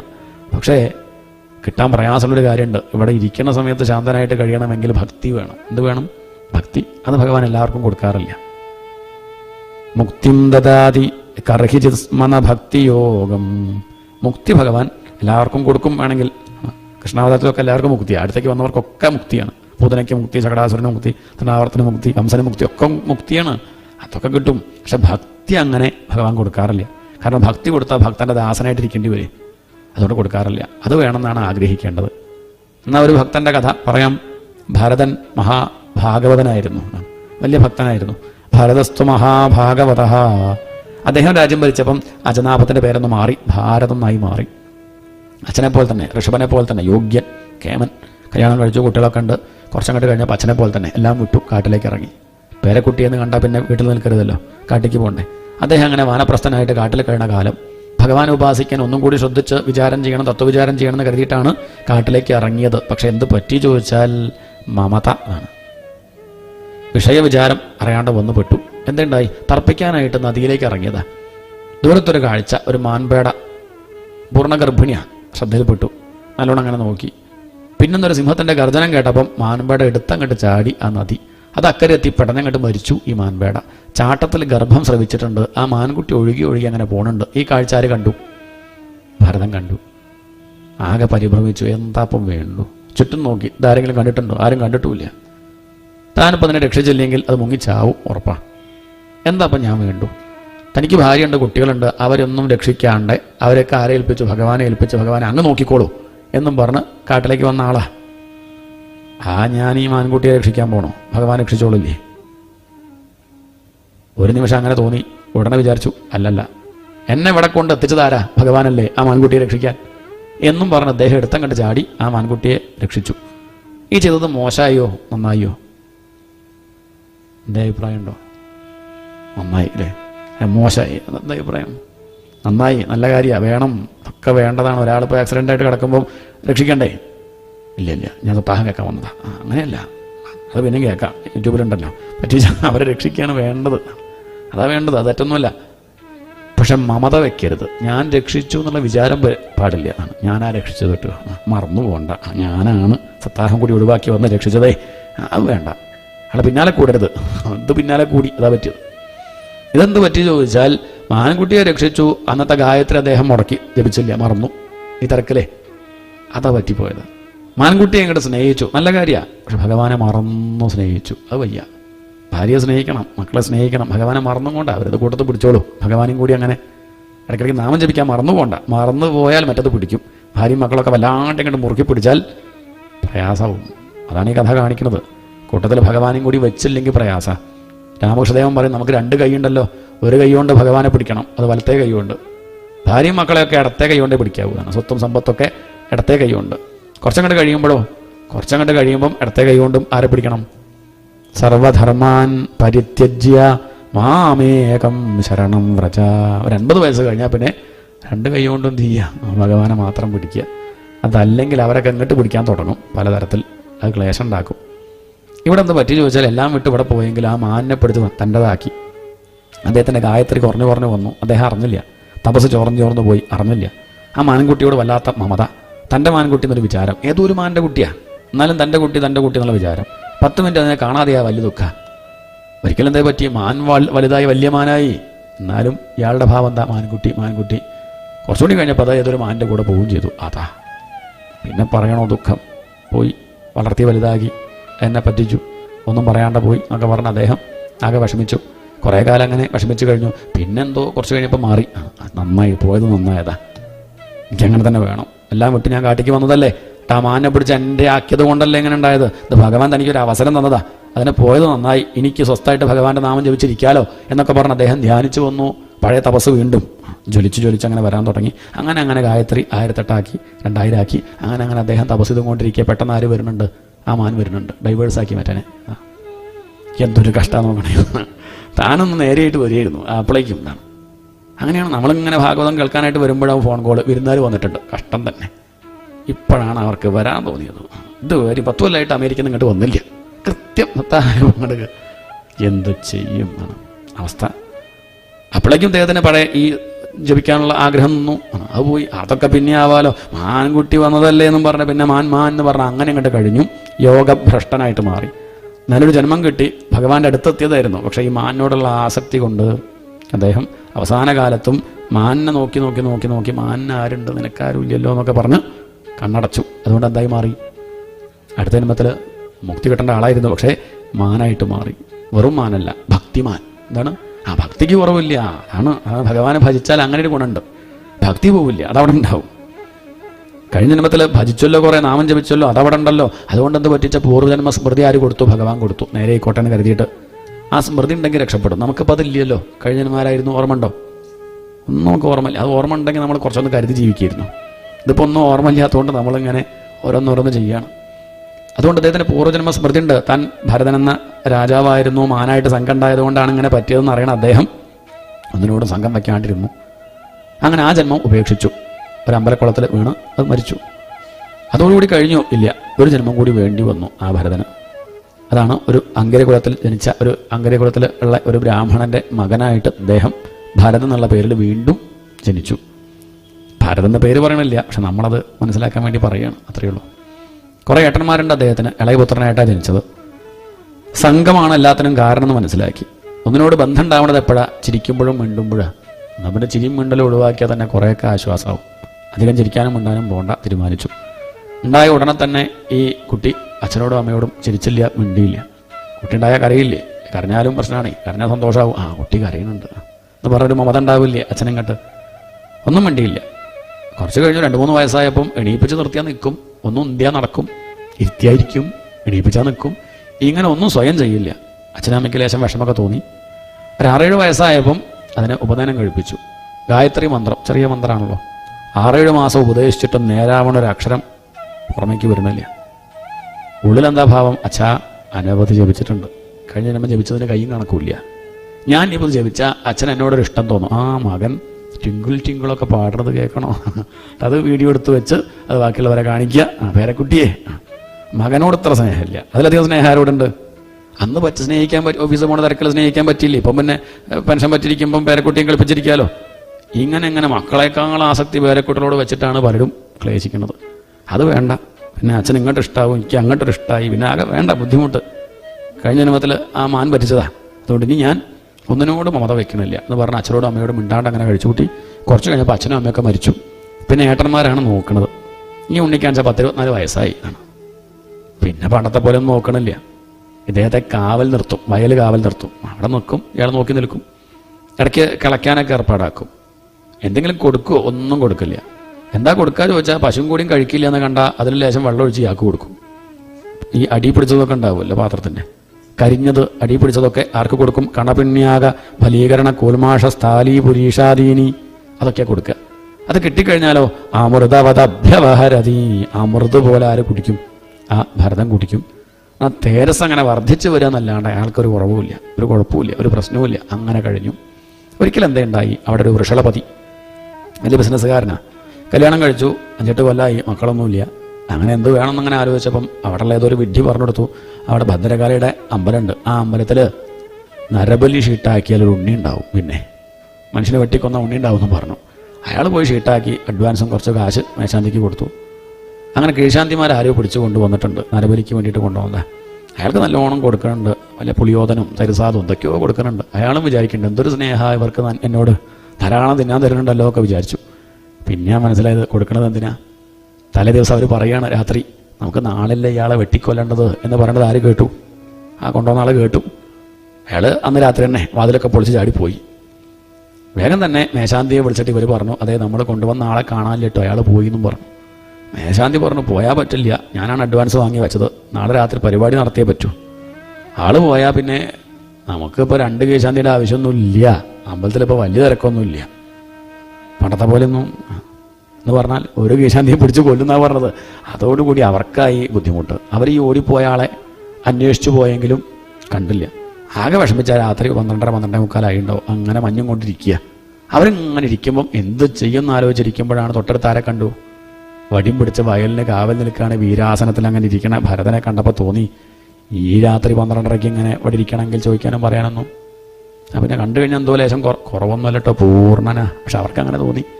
അവർ കൈ പിടിച്ചു, ഒരു പരാതിയില്ല, കൂടെ അങ്ങോട്ട് ചെന്നു, നദിയിൽ അങ്ങോട്ട് മുക്കി കേമായിട്ട് ആ ചകിരിയും ആ ഇഷ്ടികയൊക്കെ എടുത്ത് അങ്ങോട്ട് തേച്ചു. നല്ലോണം അങ്ങോട്ട് കുളിപ്പിച്ചപ്പോൾ പൂണൂല് കണ്ടു. പണ്ട് അമ്മ കുളിപ്പിച്ചത് 7-ാം വയസ്സിൽ, പിന്നെ അമ്മ മരിച്ചുവല്ലോ, 24 വയസ്സായി, പിന്നെ കുളിപ്പഴ. ആ പൂണൂല് കണ്ടപ്പോൾ ഇവർ പറയാം, ബ്രഹ്മസൂത്രം ബ്രാഹ്മണനാണോ? അങ്ങനെയാണെങ്കിൽ ആ വൃഷളപതിക്ക് 2 ഉണ്ണികളുണ്ടാവും, ഭഗവതിക്ക് വലിയ ഇഷ്ടാവും, ബ്രാഹ്മണനെ കൊടുത്താൽ വലിയ സന്തോഷമാവും എന്നാണ് അവർ കണക്കാക്കിയത്. അങ്ങനെ അദ്ദേഹത്തെ കുളിപ്പിച്ചു, ജടാമുടി വൃത്തിയാക്കി, നല്ല സ്വർണ്ണ ആഭരണങ്ങളൊക്കെ അണിയിച്ചു, പട്ടുവസ്ത്രം അണിയിച്ചു, സിന്ദൂരക്കുറി, രക്തചന്ദനം ഒക്കെ ചാർത്തി, ചെമ്പരത്തി മാല ചാർത്തി ഇദ്ദേഹത്തെ കൊണ്ടുപോയിട്ട് ആ കാവിൻ്റെ മുന്നിൽ, ഭദ്രകാളിയുടെ ആ കാവിൻ്റെ മുന്നിൽ കൊണ്ടുപോയി അങ്ങോട്ട് നിർത്തി. എന്താ കഥ? അവിടെ തൊഴാൻ വരുന്ന ആളുകളൊക്കെ ആദ്യം ഇയാളെ തൊഴും. എന്തൊരു ചൈതന്യം! അത് കഴിഞ്ഞ് സമയമുണ്ടെങ്കിൽ ഭദ്രകാളി ഒന്ന് തൊഴും. അത്രയ്ക്ക് ചൈതന്യം. അവിടെ ആളുകൾ അങ്ങോട്ട് കൂടി. കാരണം നരബലിയല്ലേ, സത്താഹൊന്നുമല്ലല്ലോ, നരബലിയല്ലേ. ആളങ്ങനെ തല മുറിക്കുക, ചോര ചീറ്റ്, ഇതൊക്കെ നല്ല രസമല്ലേ. അതൊക്കെ കാണാൻ ജനങ്ങളങ്ങനെ കൂടി. ചണ്ടമേളം, തകില് നാദസ്വരം, വേറൊരു ഭാഗത്ത് തോറ്റംപാട്ട്, കോമരങ്ങനെ അങ്ങനെ ഇളകാൻ തുടങ്ങിയിട്ടുണ്ട്. വാളിന് മൂർച്ച കൂട്ടണു, വലിയൊരു കല്ല്, ബലിക്കല്ല് അവിടെ കൊണ്ടുപോയി കമഴ്ത്തി അങ്ങോട്ട് കിടത്തും, തല വെട്ടും. ഇതാണ് ഏർപ്പാട്. 2 പേര് കൈ പിടിച്ചു, എന്നാൽ കൊതറിപ്പോണ്ടേ, ഒന്നുമില്ല, ഒരു പരിഭ്രമവുമില്ല, പുഞ്ചിരിച്ചുകൊണ്ട് അങ്ങനെ നിൽക്കുകയാണ്. കൊണ്ടുപോയി കമഴ്ത്തി അങ്ങോട്ട് കിടത്തി, ഒന്നും ഞെട്ടണ്ടേ, ഒന്നുമില്ല. ആരാച്ചാര് വാളിന് മൂർച്ച കൂട്ടി അങ്ങോട്ട് വാള് പൊന്തിച്ചു, ഒരു പരിഭ്രമവുമില്ല. വെട്ടാനങ്ങോട്ട് പുറപ്പെട്ടപ്പോൾ ഒന്ന് ശ്രീലകത്തേക്ക് നോക്കിയതാണ്. അവിടെ ഇല്ലേ, ഇപ്പം ഇല്ലേ, വരണമെന്നൊന്നും ഉദ്ദേശിച്ചില്ല, അവിടെ ഉണ്ടോ ഇല്ലയോ എന്ന് നോക്കാൻ വേണ്ടി ശ്രീലകത്തേക്ക് ഈ ബ്രാഹ്മണൻ നോക്കിയ സമയത്ത് ബ്രഹ്മഭൂതസ്യ ബ്രഹ്മതേജസ അതിദുർവിഷഹേണ ദന്തഹ്യമാനേന വപുഷ സഹസോച്ചചാടസൈവ ദേവി ഭദ്രകാളി. ഇദ്ദേഹത്തിന്റെ കണ്ണെന്ന് വരുന്ന ആ തേജസ് ഇതാണ്. അതാർക്ക് സഹിച്ചില്ല? ദേവിക്ക് സഹിച്ച ജഗദംബികല്ലേ, വാത്സല്യം കണ്ട് ഒഴുകുകയാണ്. എൻ്റെ ഉണ്ണിയെ ഒരു തെറ്റും ചെയ്യാതെ ലോകനന്മ മാത്രം പ്രാർത്ഥിച്ചിരിക്കുന്ന ആ ഉണ്ണിയെ കമത്തിക്കിടത്തി ഇവർ കൊല്ലുകയാണോ? ആ ദുഷ്ടന്മാരൊരു പാഠം പഠിപ്പിക്കുന്നു പറഞ്ഞ് ഭഗവതി അവിടുന്ന് അങ്ങോട്ട് വിഗ്രഹം കണ്ട് പൊട്ടിത്തുറച്ചു. അപ്പം ആരോ പറഞ്ഞു, ഭദ്രകാളി നേരിട്ട് വന്ന് ബലി സ്വീകരിക്കുക പറഞ്ഞു. ആ പറഞ്ഞവൻ്റെ തല ആദ്യം കണ്ട് വെട്ടി. എന്തെങ്കിലുമൊക്കെ വിളിച്ചു പറഞ്ഞാലുള്ള ബുദ്ധിമുട്ടാത്. കാളി കൂളി മുതലായിട്ട് അനവധി കൃത്യകൾ ശ്രീലകത്ത് നിന്ന് പുറത്തേക്ക് ഇങ്ങോട്ട് ഇറങ്ങി വന്നു. ആരാ നരബലി ഷീട്ടാക്കിയോ ചോദിച്ചു. അപ്പോൾ വൃഷളപതി കൈവന്തിച്ചു, അയാളുടെ തല വെട്ടി. പിന്നെ അയാളുടെ ഭാര്യയുടെ തല, പിന്നെ അവിടെ കണ്ടിരിക്കുന്നവരുടെ മുഴുവൻ തലകളും വെട്ടി. ശിരക്കന്തു കലീലയാ, ഫുട്ബോൾ കളിച്ചു എന്നാണ്. കാളിമാരെല്ലാവരും കൂടി അങ്ങനെ പന്ത് കെട്ടി കളിച്ചു. ചോരപ്രളയം. ഒരാളുടെ തല മാത്രമേ വെട്ടാത്തതുള്ളൂ, അയാളുടെ തലയെ വെട്ടാൻ കൊണ്ടുപോകുന്നത്. ആ പണി ചെയ്തില്ല. ബാക്കിയുള്ളവരുടെ ഒക്കെ തല ഈ ഭഗവതിമാർ അങ്ങോട്ട് വെട്ടി. കുറച്ച് കഴിഞ്ഞ് ആ ഭരതൻ്റെ മുന്നിൽ വന്ന് അങ്ങനെ നിന്നു. ഭഗവതി വിചാരിച്ചത് എന്താ? അദ്ദേഹം എന്ത് പറയും? സന്തോഷം, നന്ദി, താങ്ക്സ്. അപ്പം ഭഗവതി എന്ത് പറയും? വെൽക്കം. അതൊരു മര്യാദയാണ്, അങ്ങനെ പറയുന്ന ഒരു ഏർപ്പാടുണ്ടല്ലോ. പക്ഷെ അദ്ദേഹം ഒന്നും മിണ്ടിയില്ല. ഭഗവതി അമ്മയാണെങ്കിലും മിണ്ടില്ല. അച്ഛനോടും അമ്മയോടും മിണ്ടിയില്ല. ഇനിയിപ്പം ഭഗവതിയോടും മിണ്ടാൻ ഞാൻ ഉദ്ദേശിക്കുന്നില്ല. ഇതാണ് ഭാവം. ഭഗവതിയോട് എന്താ ഇദ്ദേഹത്തിൻ്റെ ഭാവിച്ച അദ്ദേഹത്തിന് തീരെ ഇഷ്ടമായില്ല. അപ്പം ഇറങ്ങി വന്നത്. കാരണം ഈ ജന്മം കൂടി കണ്ട് കഴിഞ്ഞാൽ ഭഗവാനോട് ചേരുക. ആകെ ബന്ധനമായിട്ട് നിൽക്കുന്നത് ഈ പ്രാരബ്ധം, ഈ ശരീരം. അതങ്ങോട്ട് പോയി കിട്ടിയാൽ നന്നായി കരുതിയിട്ടാണ് ഞാൻ ഈ വെയിലും മഴയും മഞ്ഞൊക്കെ കൊണ്ടിരിക്കുന്നത്. എങ്ങനെയെങ്കിലും നശിപ്പിക്കുക. അതാണ് ഈ ശരീരം കണ്ട് പോയാൽ കഴിഞ്ഞല്ലോ. ഇതിൻ്റെ മുന്നേ മാനായി അത് പോയി രക്ഷപ്പെട്ടു വിചാരിച്ചതായിരുന്നു. അപ്പോഴാണ് അത് കിട്ടിയത്. ഇതങ്ങോട്ട് പോയാൽ ഭഗവാനോട് ചേരുക. അതൊരു കൂടാണ്, ഒരു ബുദ്ധിമുട്ടാണ്. ഇനി എങ്ങാനും അമ്മയ്ക്ക് സ്നേഹം കൊണ്ട് ഇറങ്ങി വരുമോ എന്ന് കരുതിയിട്ടാണ് ഞാൻ വരണ്ടാന്ന് പറയാനാണ് നോക്കിയത്. എന്താണ് അയാൾ മിണ്ടില്ലല്ലോ, അതുകൊണ്ട് അമ്മയ്ക്ക് മനസ്സിലായതുമില്ല. അമ്മ വിചാരിച്ചു രക്ഷിക്കില്ലേ എന്നുള്ള മട്ടിൽ നോക്കിയതാ വിചാരിച്ചു. അതുകൊണ്ട് കഷ്ടമായി എന്നുള്ള ഭാവമാണ്. പക്ഷെ അമ്മ പറഞ്ഞു, അങ്ങനെ നീ വിചാരിക്കുമ്പോൾ പോകാൻ പറ്റില്ലല്ലോ, ഒക്കെ സമയമില്ലേ, നിനക്ക് ഈ ശരീരം കൊണ്ട് കാര്യം ഉണ്ടാവില്ലായിരിക്കും, പക്ഷെ നിന്നെക്കൊണ്ട് ലോകത്തിന് പല കാര്യങ്ങളും ഉണ്ട്. അതാണ് നമ്മൾ മനസ്സിലാക്കേണ്ടത്. നമ്മൾ പുറപ്പെട്ടിട്ടൊന്നും കാര്യമില്ല. ചിലരൊക്കെ തൂങ്ങി മരിക്കാനൊക്കെ നോക്കും, കയറ് പൊട്ടി ഫാനും ചാടി താഴത്തേക്ക് വീഴുന്നല്ലാതെ സമയമാകുമ്പോഴേ പോവുള്ളൂ. നമുക്ക് ചിലപ്പം കാര്യമുണ്ട്. ജീവൻമുക്തന്മാരെ കൊണ്ട് അതാണ്, അവർ ജീവിക്കുന്നത് അവർക്ക് വേണ്ടിയല്ല, അവരെ കൊണ്ട് ലോകത്തിന് പല കാര്യങ്ങളും ഉണ്ട്, അതിന് വേണ്ടിയിട്ടാണ്. രഘുഗണൻ എന്ന് പേരായിട്ടൊരു രാജാവ്, ജിജ്ഞാസുവ, തത്വാർത്ഥങ്ങൾ അറിയണമെന്ന് വലിയ മോഹമുണ്ട്, ശാസ്ത്രമൊക്കെ പഠിക്കുന്ന ആളാണ്. പക്ഷെ അയാൾക്ക് നല്ലൊരു ഗുരുനാഥൻ വേണം. അപ്പോഴേ ഗുരുമുഖത്തുനിന്ന് കേൾക്കുമ്പോഴേ പഠിച്ച ശാസ്ത്രം തന്നെ ഫലിക്കൂ, പൂർണ്ണമാവുള്ളൂ. അതുകൊണ്ട് അയാൾക്ക് വേണ്ടതൊക്കെ പറഞ്ഞു കൊടുക്കാനായിട്ട് ഭഗവാൻ ഏർപ്പാടാക്കിയത് നിന്നെയാ, നീ അങ്ങോട്ട് പോയാൽ പറ്റുമോ എന്ന് പറഞ്ഞ് അനുഗ്രഹിച്ച് ആര് പോയി? ഭഗവതി അമ്മ ആ ശ്രീലകത്തേക്ക് പോയി.